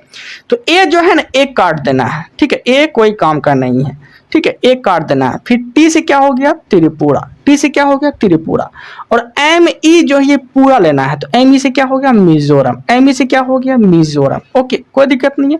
तो पश्चिम से पूरब आपसे क्वेश्चन पूछेगा कि कितने राज्यों से होकर गुजरती है कर्क रेखा से भारतीय राज्य, तो क्या बोलेंगे गुजरात, राजस्थान, मध्य प्रदेश, छत्तीसगढ़, झारखंड, पश्चिम बंगाल, त्रिपुरा, मिजोरम। इस तरह से आप सजा सकते हैं, और ट्रिक भी बता दिए हैं गरम चीज बात में। ओके, कोई दिक्कत नहीं है, अच्छे समझ में आ गया होगा आप लोग को। ओके, अब देखते हैं आगे, देखिएगा, अब हम देखने वाले हैं भारतीय मानक समय रेखा। तो आपसे क्वेश्चन पूछेगा कि भारतीय मानक समय रेखा जो है कितना डिग्री होके गुजरती है, तो क्या बोलेंगे, तो सर 82 डिग्री पूर्व जो है होके गुजरती है, ठीक है। अब देखिए कैसे होके गुजरती है, तो ये था हो गया कर्क रेखा, ये हो गया मेरा भारत, तो ये जो है ना पूरब में, ये पूरब में है, तो क्या है सर 82 डिग्री पूरब, सर 82 डिग्री पूरब जो है मतलब ईस्ट होके गुजरती है भारतीय मानक समय रेखा। ओके, कोई दिक्कत नहीं, अब समझिएगा ध्यान से। और कितने राज्यों से होके गुजरती है भारतीय मानक समय रेखा, जो कि सर 82 डिग्री ईस्ट मतलब पूरब से जो होके गुजरती है, तो कितने राज्यों से होके गुजरती है भारतीय मानक समय रेखा, तो 5 राज्यों से होके गुजरती है। ओके, कोई दिक्कत नहीं है। ये कहाँ से होके गुजरती है, तो इलाहाबाद के नैनी से होके गुजरती है, इलाहाबाद से होते हुए नैनी से होके गुजरती है। ओके, कोई दिक्कत नहीं है, अब समझिएगा ध्यान से। तो 5 गो राज्य जो है, जो सर 82 डिग्री पूरब में सर 5 गो जो राज्य है, ठीक है, वो कौन कौन है ध्यान समझिएगा। तो देखिए यूपी, छत्तीसगढ़, उड़ीसा, मध्य प्रदेश, आंध्र प्रदेश, ठीक है। क्या क्या बोले, यूपी, छत्तीसगढ़, उड़ीसा, मध्य प्रदेश, आंध्र प्रदेश, इस तरह से आप याद रख सकते हैं। तो सर 82 डिग्री पूर्व मानक रेखा 5 राज्य से होके गुजरती है। ये ट्रिक भी हम बना दिए हैं। तो ट्रिक क्या याद रखना है आपको, यू कोमा, क्या याद रखना है, यू कोमा, जो कि भारत के 5 राज्यों से होकर गुजरती है। तो यू कोमा में क्या आ गया, यू से यूपी हो गया, सी से छत्तीसगढ़ हो गया, ओ से उड़ीसा हो गया, एम से एमपी हो गया, ए से आंध्र प्रदेश हो गया। ओके, कोई दिक्कत नहीं है, अच्छे समझ में आ गया होगा आप लोग को। अब देखते हैं आगे। ओके, देखिएगा कर्क रेखा और मानक समय रेखा के बीच कौन से राज्यों का कॉमन है जो कि दोनों रेखा से होकर गुजरती है? तो याद रखिएगा, मध्य प्रदेश और छत्तीसगढ़। मध्य प्रदेश और छत्तीसगढ़ ऐसे राज्य हैं जो कि 82 डिग्री पूरब मानक रेखा से होके भी गुजरती है और कर्क रेखा होके भी गुजरती है। तो क्या बोले? मध्य प्रदेश और छत्तीसगढ़, ये दोनों राज्य जो है कॉमन है, जो कि दोनों रेखा से होके गुजरती है। कोई दिक्कत नहीं है। अब जो है स्क्रीनशॉट ले लीजिए ताकि आप लोग को रिवीजन करने में आसान हो। चलिए, समझ में आ गया होगा आप लोग को। अब देखते हैं हम लोग आगे। ओके, देखिएगा, क्वेश्चन पूछेगा आपसे कि देखिए, बफर राज्य किसे बोलते हैं? बफर राज्य जो है वो हम किसे बोलते हैं? ध्यान से समझिएगा। ओके, तो बफर राज्य हम उसे बोलते हैं जब दो शक्तिशाली देश के बीच कोई एक राज्य सैंडविच की तरह दब के रहता है, तो उसे हम लोग बोलते हैं बफर राज्य या सैंडविच स्टेट। क्या बोलते हैं? Sandwich state. तो वही चीज हम यहाँ पे लिखे हैं, जो शक्तिशाली देश के बीच स्थित होते हैं, जो शक्तिशाली देश के बीच स्थित होते हैं और दोनों तरफ से स्थलीय सीमा को अलग करते हैं, उसे हम लोग क्या बोलते हैं? बफर राज्य या फिर सैंडविच स्टेट बोलते हैं। ओके, जैसे कि एग्जाम्पल में नेपाल और भूटान कहीं न कहीं दो देशों के बीच घिरा हुआ है। ठीक है, तो ये सब क्या है? सैंडविच स्टेट के अंतर्गत इसे रखे गए हैं। ओके, कोई दिक्कत नहीं है। अब देखते हैं हम लोग आगे। देखिएगा ध्यान से, देखिए अब हम क्या देखने वाले हैं। अब समझिएगा यहाँ से कि भारत के द्वीप देखने वाले हैं। भारत के द्वीप, तो भारत के द्वीप में समझिएगा, पहले तो समझिएगा कि ये द्वीप जो है, ये द्वीप किसे बोलते हैं? तो द्वीप हम इसे बोलेंगे, किसे? जो चारों ओर से जल से घिरा हो, जो स्थल, जैसे मान लीजिए स्थल है, तो चारों ओर जो ये क्या है? चारों ओर जो है ये क्या है? जल है। ठीक है, जो चारों ओर स्थल जो है, स्थल जो ये चारों ओर जल से घिरा हो, उसे क्या बोलेंगे हम लोग? द्वीप बोलते हैं। क्या बोलते हैं? द्वीप बोलते हैं। ओके, कोई दिक्कत नहीं है। अब समझिएगा आगे। अब देखिए, प्रायद्वीप किसे बोलते हैं? प्रायद्वीप हम उसे बोलेंगे जो तीनों ओर जल से घिरा हो। तीन ओर अगर जल से घिरा है तो उसे प्रायद्वीप बोलेंगे। ठीक है, जो चार ओर जल से घिरा है उसे द्वीप बोलेंगे। कोई दिक्कत नहीं है। आगे देखते हैं। दो प्रमुख द्वीप समूह समझिएगा ध्यान से कि दो प्रमुख द्वीप समूह कौन कौन है वो हम जानेंगे। देखिएगा, देखिए, एक है अंडमान और निकोबार द्वीप समूह, अंडमान निकोबार द्वीप समूह और लक्षद्वीप द्वीप समूह। ओके, ध्यान से समझिएगा। बंगाल की खाड़ी, जो बंगाल की खाड़ी में जो द्वीप समूह है वो अंडमान निकोबार द्वीप समूह है, जो कि पूरब में स्थित है। तो आपसे क्वेश्चन पूछेगा बंगाल की खाड़ी कहाँ स्थित है? तो भारत के पूरब में स्थित है। और यह जो है पश्चिम में है। लक्षद्वीप द्वीप समूह जो है ये पश्चिम में है, जो कि अरब सागर में स्थित है। अरब सागर में कौन सा द्वीप समूह स्थित है? लक्षद्वीप द्वीप समूह स्थित है। और बंगाल की खाड़ी में कौन सा द्वीप समूह स्थित है? तो अंडमान और निकोबार द्वीप समूह स्थित है। कोई दिक्कत नहीं है। अब समझिए आगे। द्वीप मतलब लक्षद्वीप का सबसे बड़ा द्वीप पूछेगा आपसे, लक्षद्वीप का सबसे बड़ा द्वीप पूछेगा तो क्या बोलेंगे? मिनिकॉय द्वीप। मिनिकॉय द्वीप जो है लक्षद्वीप का सबसे बड़ा द्वीप है। ओके, कोई दिक्कत नहीं है। आगे देखते हैं। जल संधि समझिएगा कि जल संधि किसे बोलते हैं? जल संधि समझिएगा, जैसे कि ये लक्षद्वीप हो गया, ये मिनिकॉय हो गया, लक्षद्वीप और मिनिकॉय हो गया, जो जल से घिरा हो। ठीक है, जल से घिरा हो। यही समझिएगा, जो जल से घिरे रहते हैं, जो संधि अलग करते हैं उसे क्या बोलते हैं? चैनल बोलते हैं। मतलब कि कितना डिग्री से वो घिरा हुआ है, कितना डिग्री से वो अलग करता है। जैसे कि जर्मनी और फ्रांस के बीच एक रेखा खींची गई थी, मैगिनोट रेखा खींची गई थी। ठीक है, तो वो जो दो देशों के बीच रेखा खींचा गया था, लेकिन यहाँ जल के बीच, समुद्री सीमा के बीच जो रेखा खींची जाती है ना, उसे बोला जाता है जल संधि। ओके, कोई दिक्कत नहीं, समझिएगा। देखिए, तो ये हो गया देखिए सबसे नीचे में जो है ना, सबसे नीचे में है मालदीव, सबसे नीचे में क्या है, मालदीव है सबसे नीचे में, उसके ऊपर है मिनिकॉय, उसके ऊपर है लक्षद्वीप। कोई दिक्कत नहीं है, फिर से बोल देते हैं, सबसे नीचे मालदीव है, उसके ऊपर मिनिकॉय है, उसके ऊपर लक्षद्वीप है। ओके, अब समझिएगा ध्यान से, मालदीव और मिनिकॉय, मालदीव और मिनिकॉय के बीच कौन सी चैनल अलग करती है, मालदीव और मिनिकॉय के बीच जो है कौन सी चैनल है, तो क्या बोलेंगे 8 डिग्री चैनल जो है ये अलग करती है मालदीव और मिनिकॉय को। ठीक है, कोई दिक्कत नहीं, मालदीव मिनिकॉय को कौन सी चैनल अलग करती है, 8 डिग्री चैनल अलग करती है। लेकिन मिनिकॉय और लक्षद्वीप को कौन सी चैनल अलग करती है, तो 9 डिग्री चैनल अलग करती है। ओके, कोई दिक्कत नहीं है, समझ में आ गया होगा आप लोग को, कोई डाउट रहता है तो आप बता सकते हैं। ओके, समझिएगा आप ध्यान से। ओके, अब देखिए, अब यहाँ से देखते हैं हम लोग, यहाँ पे लक्षद्वीप समूह को समझते हैं।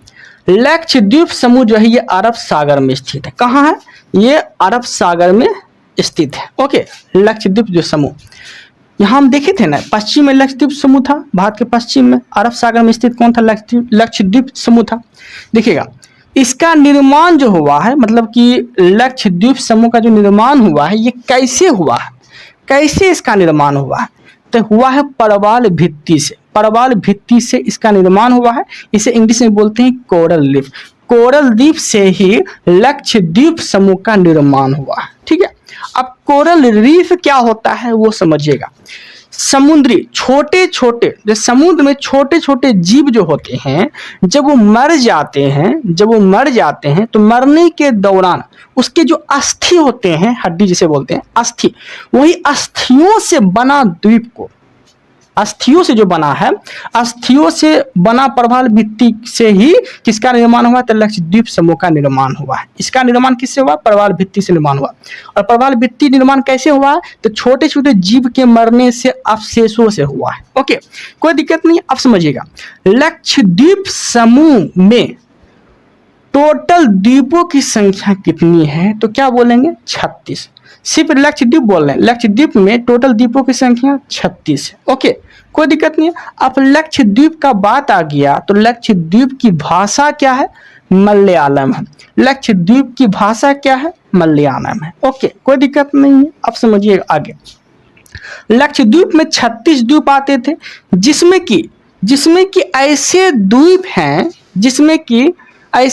हैं जिसमें मानव लोग निवास करते हैं, मानव लोग रहते हैं। ठीक है, तो मानव निर्मित जो है, मानव जहां निवास करते हैं, तो ऐसे कितने द्वीप हैं, तो 10 द्वीप हैं। 36 में से 10 द्वीप ऐसे हैं जहां मानव निवास करते हैं। कोई दिक्कत नहीं है, आगे देखते हैं।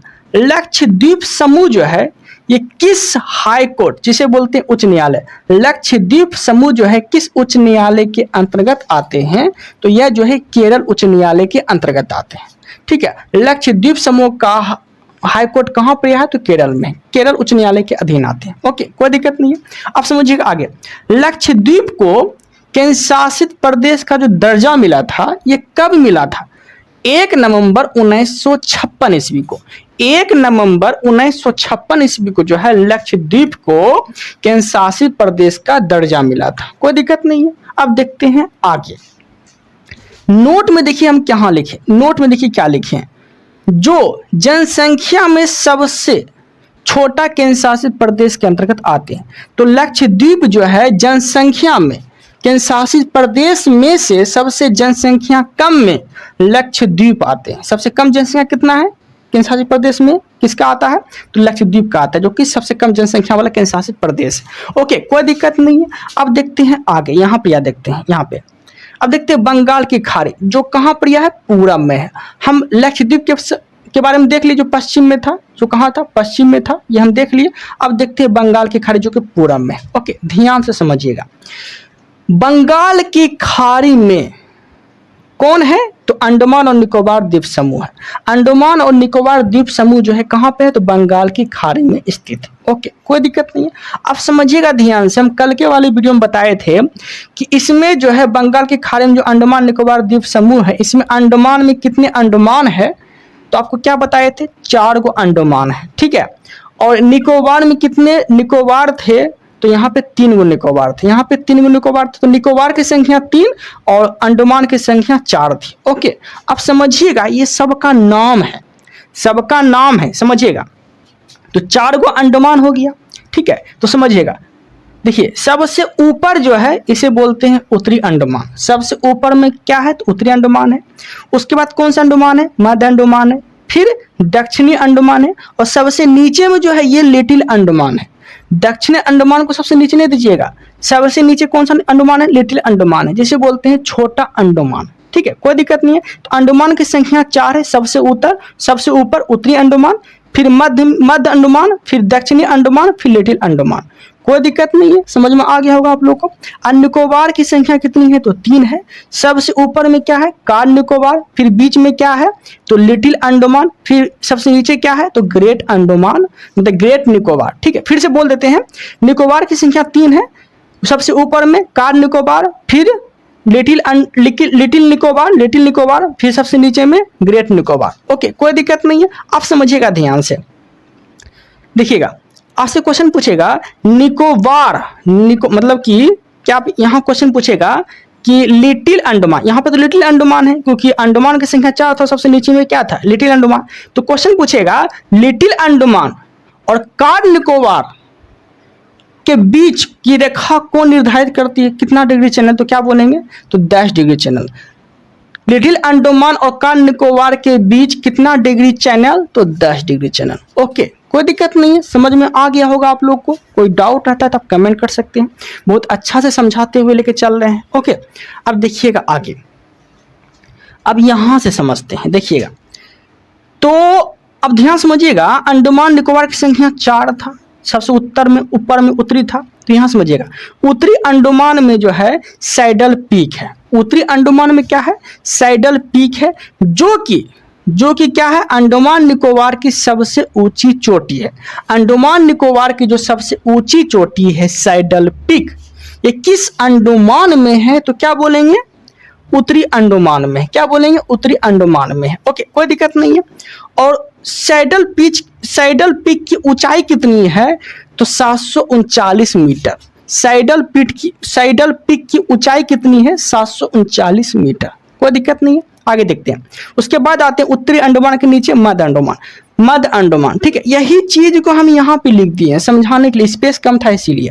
ओके, तो मध्य अंडमान समझिएगा, देखिए मध्य अंडमान में कौन सा ज्वालामुखी है तो बैरन ज्वालामुखी है, जो भारत का सबसे सक्रिय मतलब भारत का एकमात्र सक्रिय ज्वालामुखी है। तो भारत का जो एकमात्र सक्रिय ज्वालामुखी है किस अंडमान में है तो मध्य अंडमान में है। ओके, मध्य अंडमान में है। उत्तरी अंडमान में एक चीज और याद रखिएगा, नरकोंडम ज्वालामुखी है। कौन सा है नरकोंडम ज्वालामुखी है, जो कि सुश्रुत ज्वालामुखी है। और यह मध्य अंडमान में जो है बैरन ज्वालामुखी है, जो भारत का एकमात्र सक्रिय ज्वालामुखी है। ओके, दोनों क्वेश्चन याद रखना है। एग्जामिनर क्वेश्चन पूछते हैं कि भारत का सक्रिय ज्वालामुखी कौन सा है तो क्या बोलेंगे बैरन ज्वालामुखी है, जो कि कहां पे है तो मध्य अंडमान में स्थित है। प्रॉपर आपसे पूछेगा क्वेश्चन। ओके, अब देखते हैं आगे। देखिए, आप समझिएगा ध्यान से, दक्षिणी, यहां नीचे क्या आ जाते हैं दक्षिण अंडमान, तो उत्तरी अंडमान, मध्य अंडमान, दक्षिण अंडमान। दक्षिण अंडमान में क्या स्थित है तो पोर्ट ब्लेयर स्थित है। दक्षिण अंडमान में क्या स्थित है तो पोर्ट ब्लेयर स्थित है। आप समझिएगा, दक्षिण अंडमान और सबसे नीचे लिटिल अंडमान। तो दक्षिण अंडमान और लिटिल अंडमान के बीच कौन सा पास है तो क्या बोलेंगे डक्कन पास। क्या बोलेंगे, क्या भी दक्षिण अंडमान लिटिल अंडमान के बीच क्या है तो डक्कन पास है। क्या बोले दक्षिण अंडमान लिटिल अंडमान के बीच दक्कन पास है। ओके, कोई दिक्कत नहीं है। अब समझिएगा, अंडमान और निकोबार में कुल द्वीपों की संख्या कितनी है, मतलब कहने का अर्थ ये हो गया अंडमान और निकोबार टोटल द्वीपों की संख्या पूछ रहा है। तो क्या बोलेंगे अंडमान और निकोबार के टोटल द्वीप की संख्या कितनी है तो 572। क्या बोलेंगे 572। ओके, कोई दिक्कत नहीं है। अब देखते हैं हम लोग आगे। देखिएगा, सोमपेन जो जनजाति है ये लिटिल अंडमान में है। सोमपेन जनजाति कहां पर है लिटिल अंडमान में है। और यह जो है धनुष के लिए फेमस है, धनुष बाण चलाने में जो है ये फेमस है। कौन सा जनजाति तो सोमपेन जनजाति। ओके, और सोमपेन जनजाति जब लोकसभा चुनाव हुआ था 2014 में, तो सोमपेन जनजाति को पहली बार वोट डालने का अधिकार दिया गया था, राइट टू। ओके, पहली बार वोट जो डाले थे सोमपेश जजाति, ये 2014 में डाले थे, वोट डालने का अधिकार दिया गया था, कोई दिक्कत नहीं है। अब समझते हैं आगे। भारत का अंतिम बिंदु, भारत का अंतिम बिंदु, भारत का सबसे अंतिम बिंदु जो है ये कहाँ पे है, तो यह जो है ग्रेट निकोबार में है। भारत का अंतिम बिंदु कहाँ पे है, ग्रेट निकोबार में है, ठीक है, ग्रेट निकोबार में यहाँ पर यह है, ओके, ग्रेट निकोबार में सबसे अंतिम बिंदु, ओके।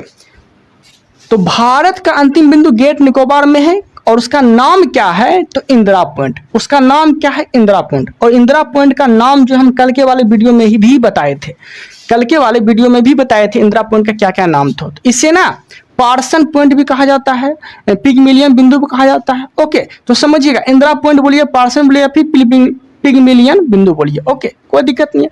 अब देखिएगा, यह जो है 2014 मतलब 2004 में जब सुनामी आया था ना, तो ये डूब गया था। कौन, पिगमिलियन जो है, ये पार्सन या इंदिरा पॉइंट, ये डूब गया था जब 2004 में सुनामी आया था तब। तो आपसे क्वेश्चन पूछेगा कि ये कैसे डूबा था, तो सुनामी आने से 2004 में जो है ये डूब गया था, ओके, कोई दिक्कत नहीं है। अब देखते हैं आगे, देखिएगा पोर्ट ब्लेयर, पोर्ट ब्लेयर कहाँ है, तो दक्षिण अंडमान में स्थित है। पोर्ट ब्लेयर कहाँ है, तो दक्षिण अंडमान में स्थित है, कोई दिक्कत नहीं है। यहीं पर अंडमान और निकोबार का एयरपोर्ट है, ठीक है। पोर्ट ब्लेयर में ही क्या है, तो अंडमान और निकोबार का दोनों का एयरपोर्ट है, ओके, यहीं पे, ओके। अब देखिएगा, यहीं पर जो है पोर्ट बंदरगाह भी है, कहाँ पे, तो यहीं पे जो है पोर्ट ब्लेयर में ही पोर्ट बंदरगाह है, ये चीज भी आपको याद रखना है। यहीं पर जो है सेलुलर जेल भी है, यहीं पर जो है सेलुलर जेल है और इसका नाम जो है काला पानी जेल भी बोला जाता है। काला पानी जेल कहाँ है, तो वही पोर्ट ब्लेयर में ही है, जिसे बोलते हैं सेलुलर जेल, ओके। सेलुलर जेल बोलिए या फिर काला पानी का जेल बोलिए, कोई दिक्कत नहीं है। अब समझते आगे, नाम परिवर्तन, द्वीप का जो नाम परिवर्तन हुआ था, तो 3 गो द्वीप ऐसे थे जिसका नाम परिवर्तित कर दिया गया था। और ये कब किया गया था, तो दिसंबर 2018 में, दिसंबर 2018 में जो है द्वीपों का नाम परिवर्तित करके नया नाम उसको दिया गया था। जैसे कि 1 नंबर पे आते हैं रोस द्वीप, तो रोस द्वीप का नाम बदल के क्या किया गया, रोस द्वीप का नाम बदल के सुभाष चंद्र बोस द्वीप। तो रोस का नाम बदल के बोस, रोस का नाम बदल के बोस, रोस का नाम बदल के बोस, रोस द्वीप का नाम बदल के सुभाष चंद्र बोस रखा गया था। दूसरा नंबर पे है नील द्वीप, नील द्वीप का नाम बदल के क्या रखा गया, तो शहीद द्वीप, ठीक है। नील द्वीप का नाम बदल के क्या रखा गया, शहीद द्वीप, ठीक है। और हेवोक द्वीप का नाम बदल के क्या रखा गया, हेवलॉक द्वीप का नाम बदल के तो स्वराज द्वीप, क्या रखा गया, स्वराज द्वीप रखा गया, ओके। हेवॉक द्वीप का नाम बदल के स्वराज द्वीप रखा गया, ओके, कोई दिक्कत नहीं है। कोई डाउट रह जाता है, कोई प्रॉब्लम हो तो आप कमेंट कर सकते हैं, बता सकते हैं, अच्छे से एक्सप्लेन किए होंगे हम, ठीक है, इतना मुझे विश्वास है। फिर भी आप लोग को लग रहा होगा कि कुछ डाउट रह गया है, कुछ प्रॉब्लम है, तो कमेंट कर सकते हैं, हम और भी अच्छे से जब पढ़ाएंगे या बताएंगे तो और भी अच्छे से एक्सप्लेन कर देंगे, ओके। जितने भी लोग नए हैं वो चैनल को सब्सक्राइब जरूर करिएगा। यह जो है लेक्चर नंबर 3 था, ओके, 1 से लेकर 2 तक अपलोड कर चुके हैं, आज हम लेक्चर नंबर 3 अपलोड कर देंगे, ठीक है। इस वीडियो में इतना ही रखते हैं, thank you, thanks for watching. देखिए, यह जो है भारत का भूगोल में लेक्चर नंबर 4 है। अगर आप लोग 1 से लेकर 3 तक लेक्चर नहीं देखे हैं तो जाके जरूर देखिएगा, काफ़ी एक्सप्लेन करा है, ठीक है। देखिएगा, पहला क्वेश्चन है, अंडमान और निकोबार का सबसे नज़दीक देश कौन सा है, तो कौन सा बोलेंगे, म्यांमार है। अंडमान निकोबार का सबसे नज़दीक देश म्यांमार पड़ता है, ठीक है। अब देखिएगा, ये है भारत, ये है भारत, ओके। भारत में ये जो है, ये नीचे में तमिलनाडु पड़ता है, फिर ये आंध्र प्रदेश पड़ता है, ये क्या है, तमिलनाडु है, ठीक है, तमिलनाडु है, ये आंध्र प्रदेश है, ये उड़ीसा है, ठीक है। अब यहाँ इस राज्य में जो द्वीप है वो द्वीप के बारे में जानेंगे। जैसे कि उड़ीसा, ऊपर से लेते हैं, उड़ीसा में कौन सा द्वीप है, तो यहाँ पे अब्दुल कलाम द्वीप है। और अब्दुल कलाम द्वीप का पूर्व नाम क्या था, तो क्या बोलेंगे, व्हीलर द्वीप। व्हीलर द्वीप जो है अब्दुल कलाम द्वीप का पूर्व नाम था। वर्तमान में व्हीलर द्वीप का नाम अब्दुल कलाम द्वीप है, ओके। और अब्दुल कलाम द्वीप जो है उड़ीसा के चांदीपुर में है। और यहाँ से जो है क्या किए जाते हैं, तो यहाँ से भारत का मिसाइल प्रक्षेपण किया जाता है, ठीक है। तो जितनी मिसाइल छोड़े जाते हैं, कहाँ से छोड़े जाते हैं, तो उड़ीसा के चांदीपुर से छोड़े जाते हैं, कोई दिक्कत नहीं है। अब समझिएगा, अब देखिए, आंध्र प्रदेश, यहाँ पड़ता है आंध्र प्रदेश। आंध्र प्रदेश में जो है श्रीहरिकोटा द्वीप है, ठीक है। श्रीहरिकोटा द्वीप कहाँ है? आंध्र प्रदेश में है। और यहाँ से जो है भारत का अंतरिक्ष प्रक्षेपण केंद्र है। मतलब कि श्रीहरिकोटा द्वीप से उपग्रह छोड़े जाते हैं और उड़ीसा के चांदीपुर अब्दुल कलाम द्वीप से मिसाइल छोड़े जाते हैं, ठीक है। अब समझिएगा श्रीहरिकोटा द्वीप पे कौन सा केंद्र है? तो सतीश धवन अंतरिक्ष केंद्र है, जो पुलिकट झील के पास स्थित है। तो सतीश धवन अंतरिक्ष केंद्र अगर पूछेगा किस द्वीप पे है, तो श्रीहरिकोटा द्वीप पे है, ठीक है। और सतीश धवन अंतरिक्ष केंद्र किस झील के पास स्थित है? तो पुलिकट झील के पास स्थित है। द्वीप बोलेगा तो श्रीहरिकोटा, और झील बोलेगा तो पुलिकट झील के पास सतीश धवन अंतरिक्ष केंद्र स्थित है। कोई दिक्कत नहीं है। अब देखिएगा तमिलनाडु के नीचे जो है यहाँ पड़ता है श्रीलंका, ठीक है। सटा हुआ देश जो है समुद्री सीमा से वो श्रीलंका है। तो श्रीलंका में कौन सा द्वीप है? तो यहाँ पम्बन द्वीप है। श्रीलंका में कौन सा द्वीप है? पम्बन द्वीप है। और ध्यान से समझिएगा पम्बन द्वीप स्थित कहाँ पर है? तो रामेश्वरम में स्थित है। कहाँ पर है? रामेश्वरम में स्थित है, जो कि तमिलनाडु में पड़ता है। लेकिन पम्बन द्वीप पूछ लिया किन देशों के बीच स्थित है, तो क्या बोलेंगे? श्रीलंका प्लस भारत के बीच स्थित है पम्बन द्वीप। कोई दिक्कत नहीं है। अब देखिएगा, और पम्बन द्वीप जो है किसका भाग है? तो क्या बोलेंगे? आदम ब्रिज और राम सेतु का भाग है। आदम ब्रिज और राम सेतु का भाग है। कोई दिक्कत नहीं। स्क्रीनशॉट लेना चाहेंगे तो आप ले सकते हैं। ओके, ले लिए होंगे स्क्रीनशॉट आप लोग। अब समझिएगा ध्यान से। देखिए न्यू मूर द्वीप, न्यू मूर द्वीप जो है ये कहाँ पे है? तो बंगाल की खाड़ी में। न्यू मूर द्वीप कहाँ पर है? बंगाल की खाड़ी में। जैसे कि ये जो है भारत है, मतलब ये क्या है? देखिए जैसे कि मान लीजिए ये भारत है, ये भारत है। तो भारत के पूर्व साइड कौन सा खाड़ी है? तो बंगाल की खाड़ी है। और पश्चिम साइड कौन सी खाड़ी है? क्या है? तो अरब सागर है। पश्चिम साइड अरब सागर था, ठीक है। ये सब हम कल के वीडियो में पढ़ा चुके थे। तो न्यू मूर द्वीप कहाँ पर यह है? तो बंगाल की खाड़ी में, जो कि पूरब में है। और न्यू मूर द्वीप जो है इंडिया प्लस बांग्लादेश के बीच स्थित है। इंडिया प्लस बांग्लादेश के बीच कौन सा द्वीप स्थित है? तो क्या बोलेंगे? न्यू मूर द्वीप स्थित है, ठीक है। अब देखिए कच्चा तीबू द्वीप कहाँ पर यह है? किस देश में है? तो श्रीलंका में है। कच्चा तीबू द्वीप कहाँ पे है? तो श्रीलंका में है। कोई दिक्कत नहीं है। आप समझिएगा विश्व का सबसे बड़ा द्वीप अगर आपसे पूछ लिया तो क्या बोलेंगे? विश्व का सबसे बड़ा द्वीप जो है वह है माजुली द्वीप। विश्व का सबसे बड़ा द्वीप माजुली द्वीप है, जो भारत के असम राज्य में स्थित है। नदी पूछेगा तो माजुली जो है ब्रह्मपुत्र नदी पर स्थित है, एक द्वीप है। कोई दिक्कत नहीं है। और माजुली द्वीप जो है ये असम का 33वां जिला है। असम का 33वां जिला कौन सा है? माजुली द्वीप है। कोई दिक्कत नहीं है। आगे देखते हैं प्रमुख दर्रे। आगे क्या पढ़ने वाले हैं? प्रमुख दर्रे पढ़ने वाले हैं। ध्यान से समझिएगा।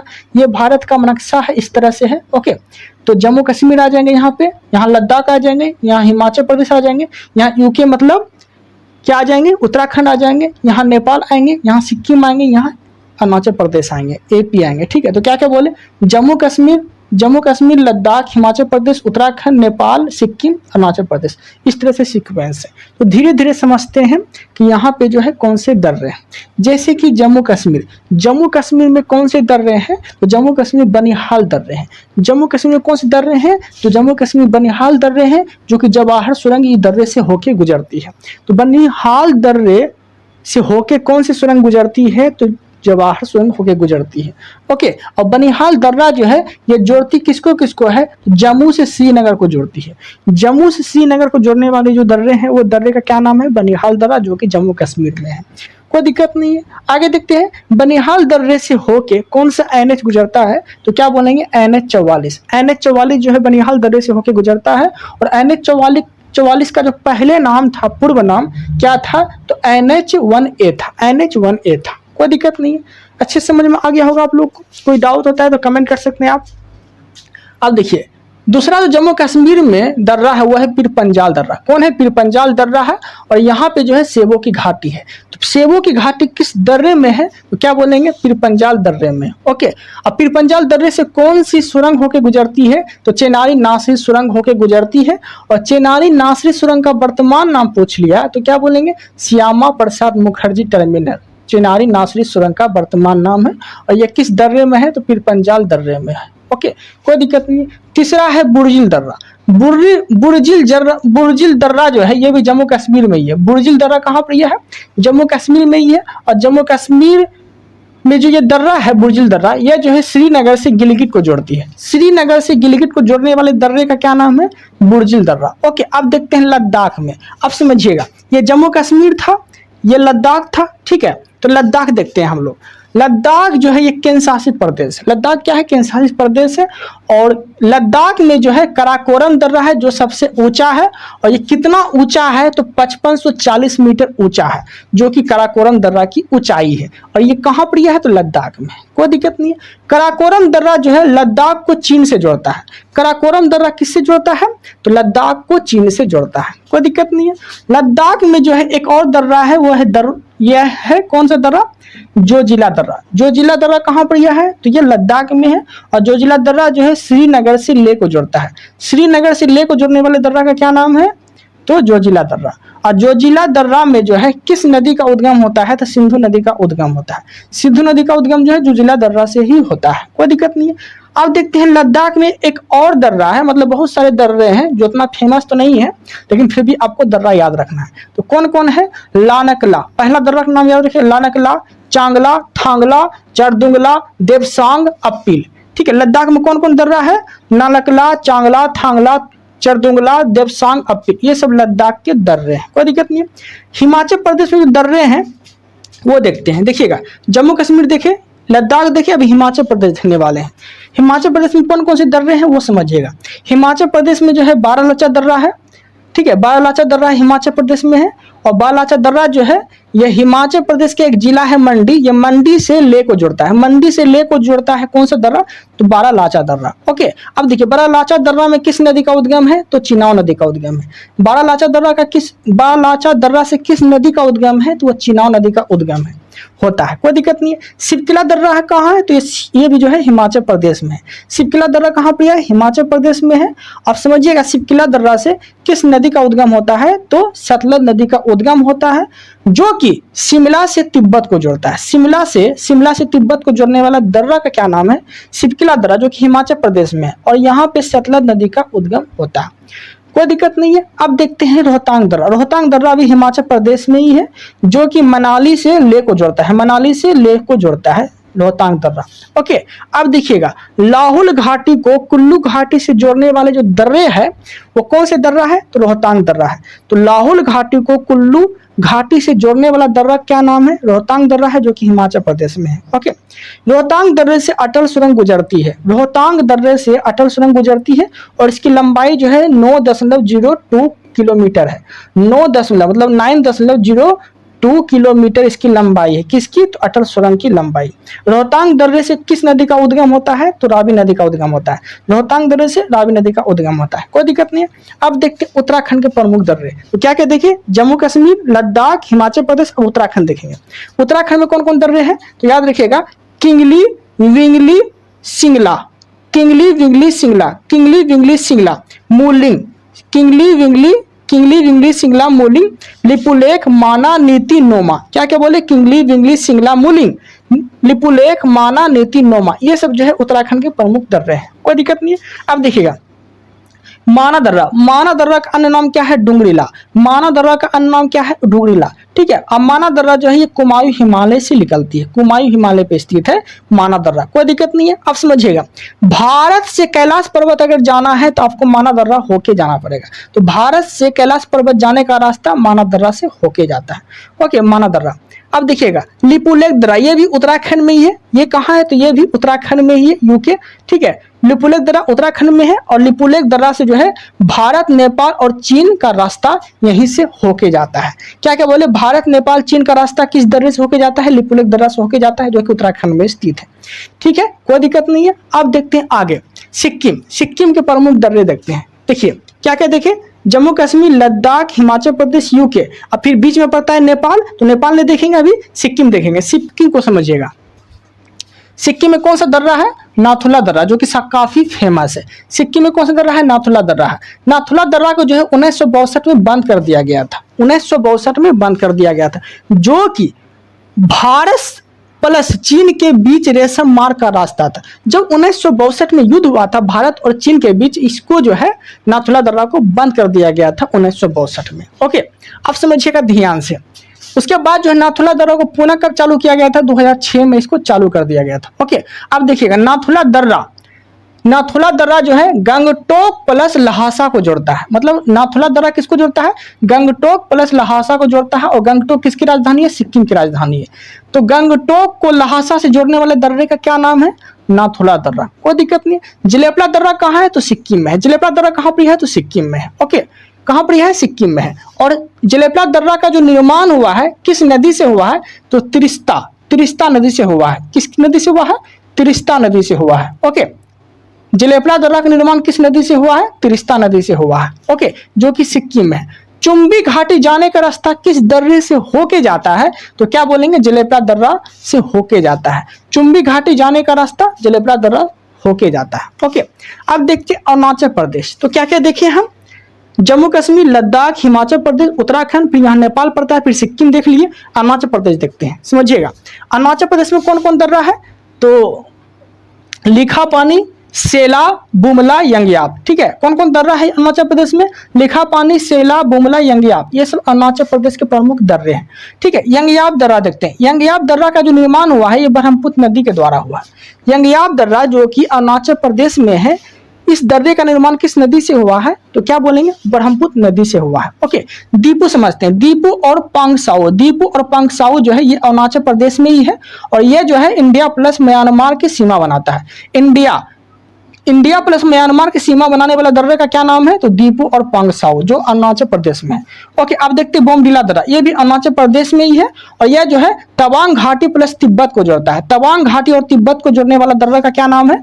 बोमडिला दर्रा, जो कि अरुणाचल प्रदेश में है। ठीक है, कहाँ पर यह है? अरुणाचल प्रदेश में है। अब देखते हैं मणिपुर के कुछ दर्रे। तो तुजू दर्रा कहाँ पर है? मणिपुर में है। तुजू दर्रा मणिपुर। ओके, राजस्थान में कौन कौन दर्रे हैं जो कि अरावली पर्वत के पास स्थित है? तो पिपली घाट, गोरन घाट कहाँ पर है? राजस्थान में है। पाकिस्तान में देखते हैं, पाकिस्तान में कौन से दर्रे हैं? तो खैबर दर्रा कहाँ पर है? तो पाकिस्तान में है। खैबर दर्रा कहाँ पर है? तो पाकिस्तान में है। जो कि आर्य लोग जो आए थे ये खैबर दर्रा से होते हुए आए थे।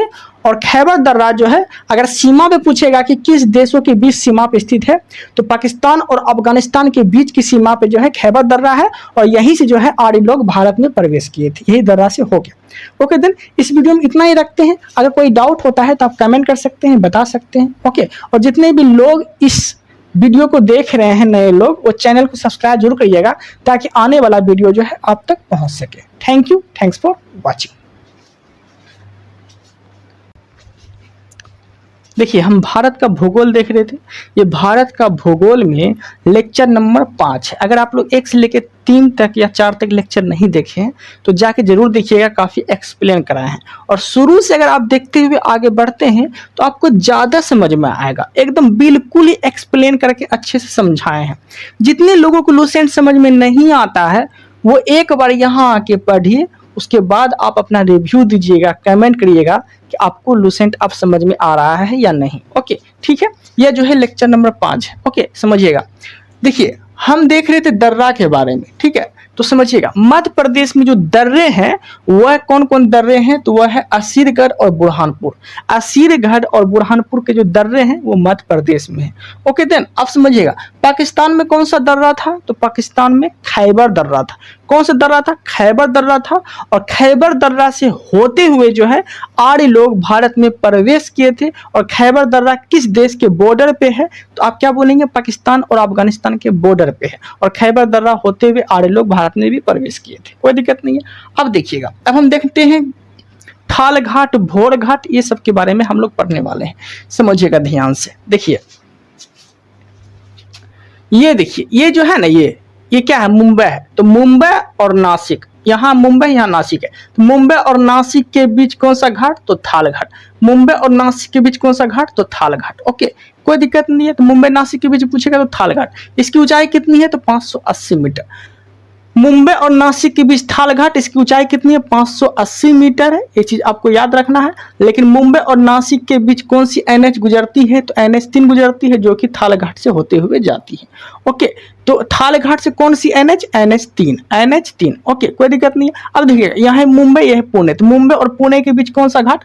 मुंबई और पुणे के बीच तो भोर घाट, मुंबई और पुणे के बीच भोर घाट। अब मुंबई और पुणे के बीच कौन सी एनएच गुजरती है? तो एनएच 4 गुजरती है, मतलब भोर घाट से एनएच 4 गुजरती है। कोई दिक्कत नहीं है। और भोर घाट की अगर ऊंचाई पूछ लिया आपसे, तो भोर घाट की जो ऊंचाई है 520 मीटर है। 520 मीटर ऊंचा है ये भोर घाट। ओके, कोई दिक्कत नहीं है।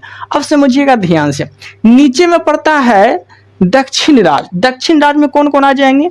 तो तमिलनाडु, केरल, ये सब दक्षिणी राज्य के अंतर्गत आते हैं। अब समझिएगा ध्यान से, तो दक्षिण में ये पड़ता है, यहाँ पे केरल में एक जगह पड़ता है कोचिंग। केरल में एक जगह क्या है? कोचिंग। तो यहाँ कोचिंग है, तो कोचिंग, और यहाँ पड़ता है कोयम्बटूर। तो कोचिंग पड़ता है केरल में और कोयम्बटूर पड़ता है तमिलनाडु में। तो कोचिन और कोयम्बटूर, कोचिन और कोयम्बटूर के बीच कौन सा घाट? तो क्या बोलेंगे? पाल घाट। कोचिन और कोयम्बटूर के बीच कौन सा घाट?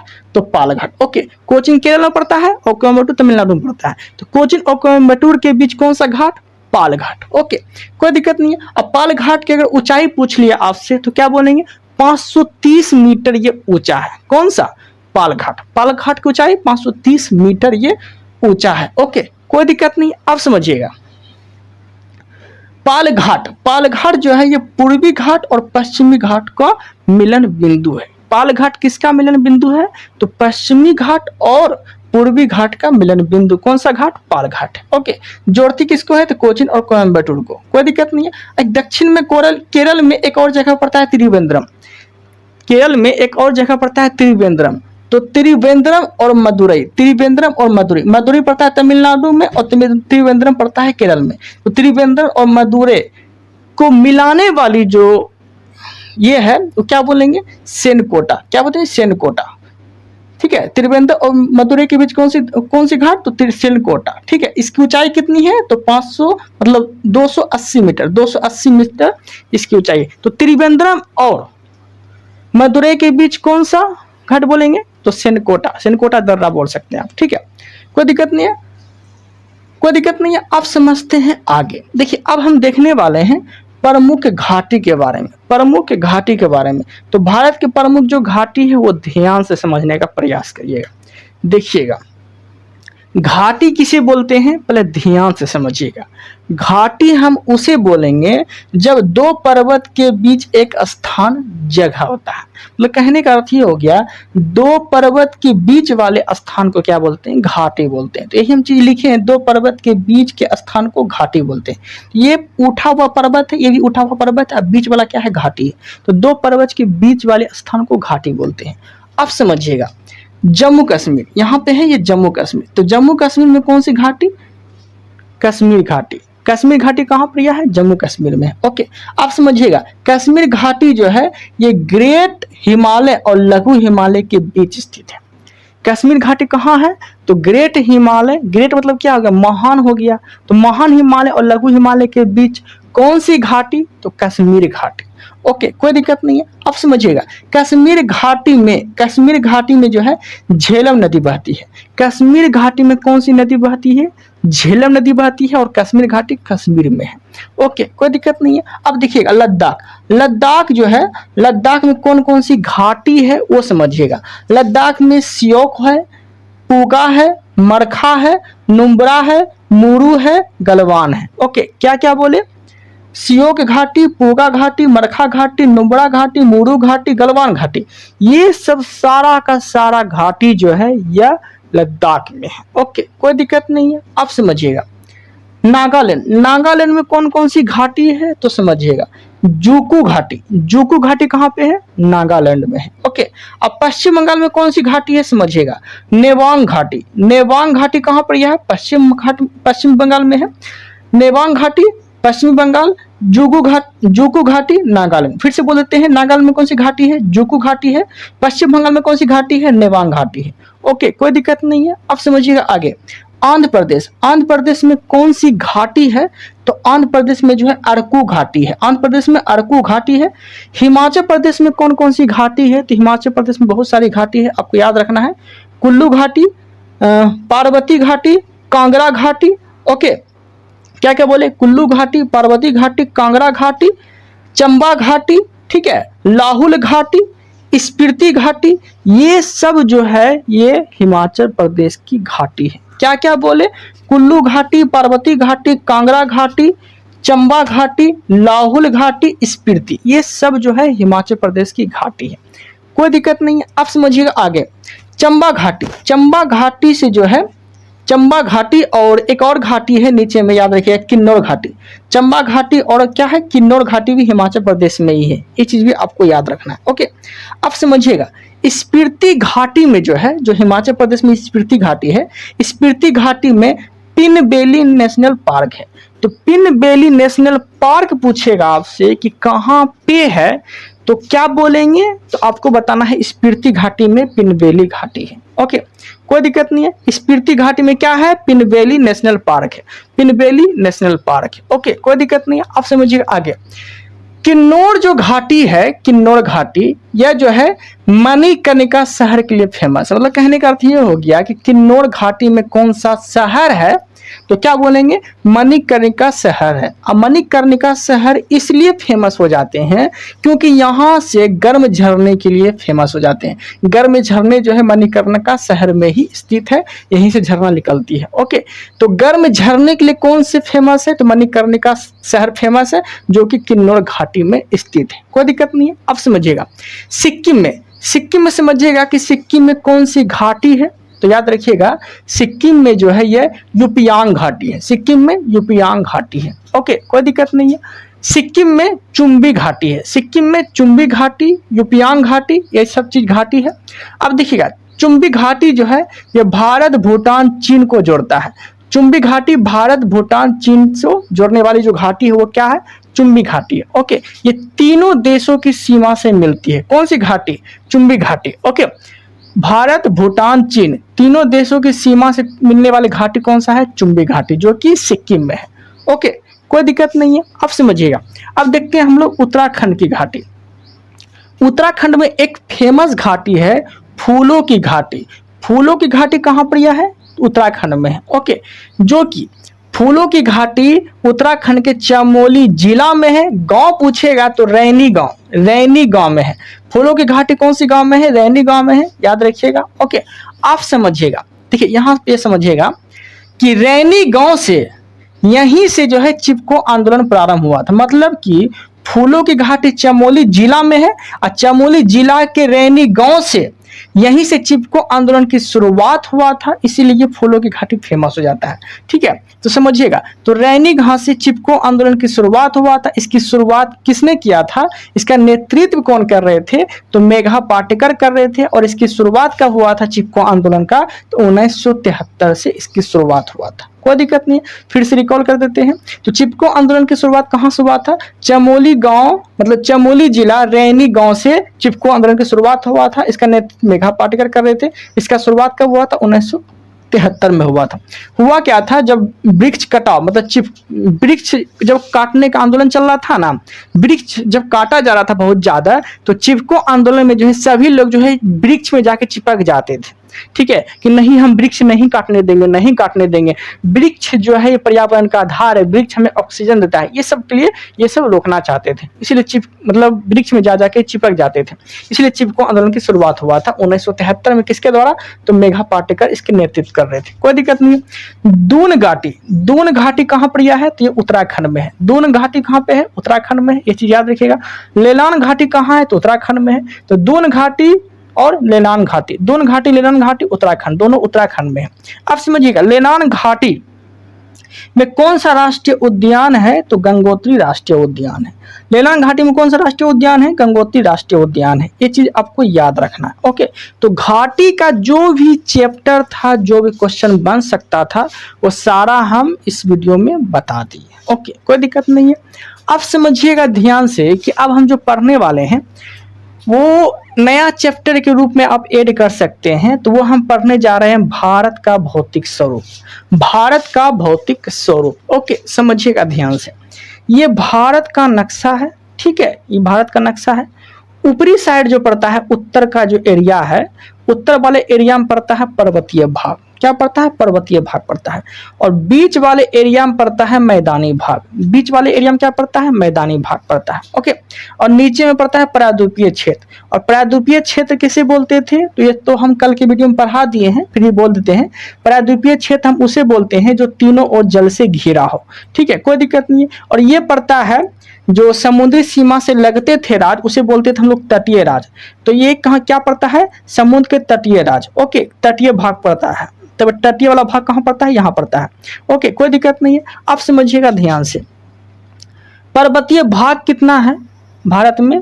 तो 10.6%। 10.6% जो है पर्वतीय भाग है। पहाड़ी इलाका कितना है? पहाड़ी भाग तो 8.5%, मतलब सॉरी 18.5%। 18.5% जो है पहाड़ी क्षेत्र का भाग है। और पर्वतीय भाग कितना है? 10.6% है। ओके, कोई दिक्कत नहीं। मैदानी भाग में हम क्या क्या चीज का मैदान देखेंगे? तो गंगा क्षेत्र का मैदान देखेंगे, पंजाब वाला एरिया देखेंगे, ठीक है, असम का क्षेत्र का मैदान देखेंगे, मैदानी भाग। ओके, जिसमें कि खादर, बांगर ये सब आपको पढ़ने को मिलेगा। ओके, कोई दिक्कत नहीं है। अब देखिए यहाँ पे ये पड़ता है द्वीप। तो छोटे छोटे द्वीप पड़ता है, वो कहाँ पड़ता है? यहाँ पड़ता है। ओके, कोई दिक्कत नहीं। अब द्वीप किसे बोलते थे? तो जो चारों ओर जल से घिरा हो उसे द्वीप बोलते थे। ये सब हम कल की वीडियो में बता दिए थे। ओके, कोई दिक्कत नहीं है। तो हम स्टार्ट करते हैं पर्वतीय भाग से। ओके, पर्वतीय भाग में हम किसके बारे में जानेंगे? हिमालय के बारे में जानेंगे, ठीक है। पर्वतीय भाग में हम किसके बारे में जानेंगे? हिमालय के बारे में जानेंगे, ठीक है। तो ध्यान रखिएगा कि हिमालय एक बलित पर्वत है। हिमालय एक बलित पर्वत है। और बलित पर्वत का अर्थ ये हो गया कि रोज, बलित पर्वत का अर्थ ये एक ही अर्थ हो गया बलित पर्वत का कि इस पे रोज काम चल रहा है, मतलब कि रोज इसका विस्तार हो रहा है, रोज नया। बलित पर्वत कैसा पर्वत है? तो नवीन पर्वत है, मतलब नया नया रोज बन रहा है इसके अंदर, प्रोसेस रोज होते रहता है इसके अंदर, ठीक है। तो हिमालय एक बलित पर्वत है, एक चीज याद रखिएगा। और हिमालय जो है नेपाल में, हिमालय को नेपाल में क्या कहा जाता है? तो सागर माथा कहा जाता है। हिमालय को नेपाल में किस नाम से जाने जाते हैं? सागर माथा के नाम से जाने जाते हैं। चीन में हिमालय को क्या बोलते हैं? चोमोलुंगमा बोलते हैं। चीन में हिमालय को क्या बोलते हैं? चोमोलुंगमा बोलते हैं। और चोमोलुंगमा को पर्वतों की रानी कहा जाता है। चोमोलुंगमा को पर्वतों की रानी कहा जाता है। ये चीज भी आपको याद रखना है। ओके, कोई दिक्कत नहीं है।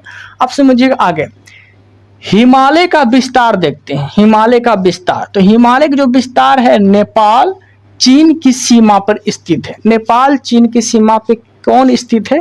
तो हिमालय स्थित है। ओके, लास्ट में जो है हम आप लोग को स्क्रीनशॉट लेने का मौका देंगे, ठीक है। आप आराम से स्क्रीनशॉट ले लीजिएगा। जब हम पढ़ा के चल जाएंगे तो वीडियो हम कुछ देर के लिए छोड़ देते हैं, उसको आप पॉज करके स्क्रीनशॉट ले सकते हैं। इसलिए स्क्रीनशॉट लेने के लिए घबराइएगा नहीं। ओके, चलिए स्टार्ट करते हैं। तो हिमालय का विस्तार कहां से कहां तक है? नेपाल चीन की सीमा तक है। ओके, कोई दिक्कत नहीं है। आप समझिएगा हिमालय जो है किस काल की मानी जाती है? हिमालय किस काल की मानी जाती है? तो याद रखिएगा क्रिस्टेशियस काल की जो है हिमालय मानी जाती है। और क्रिस्टेशियस काल जो होते हैं, ठीक है, क्या बोले यहाँ पर? या काल कर लीजिएगा, काल, ठीक है, क्रिस्टेशियस काल। क्रिस्टेशियस काल किसे बोलते हैं? जो 200 मिलियन वर्ष पहले हो।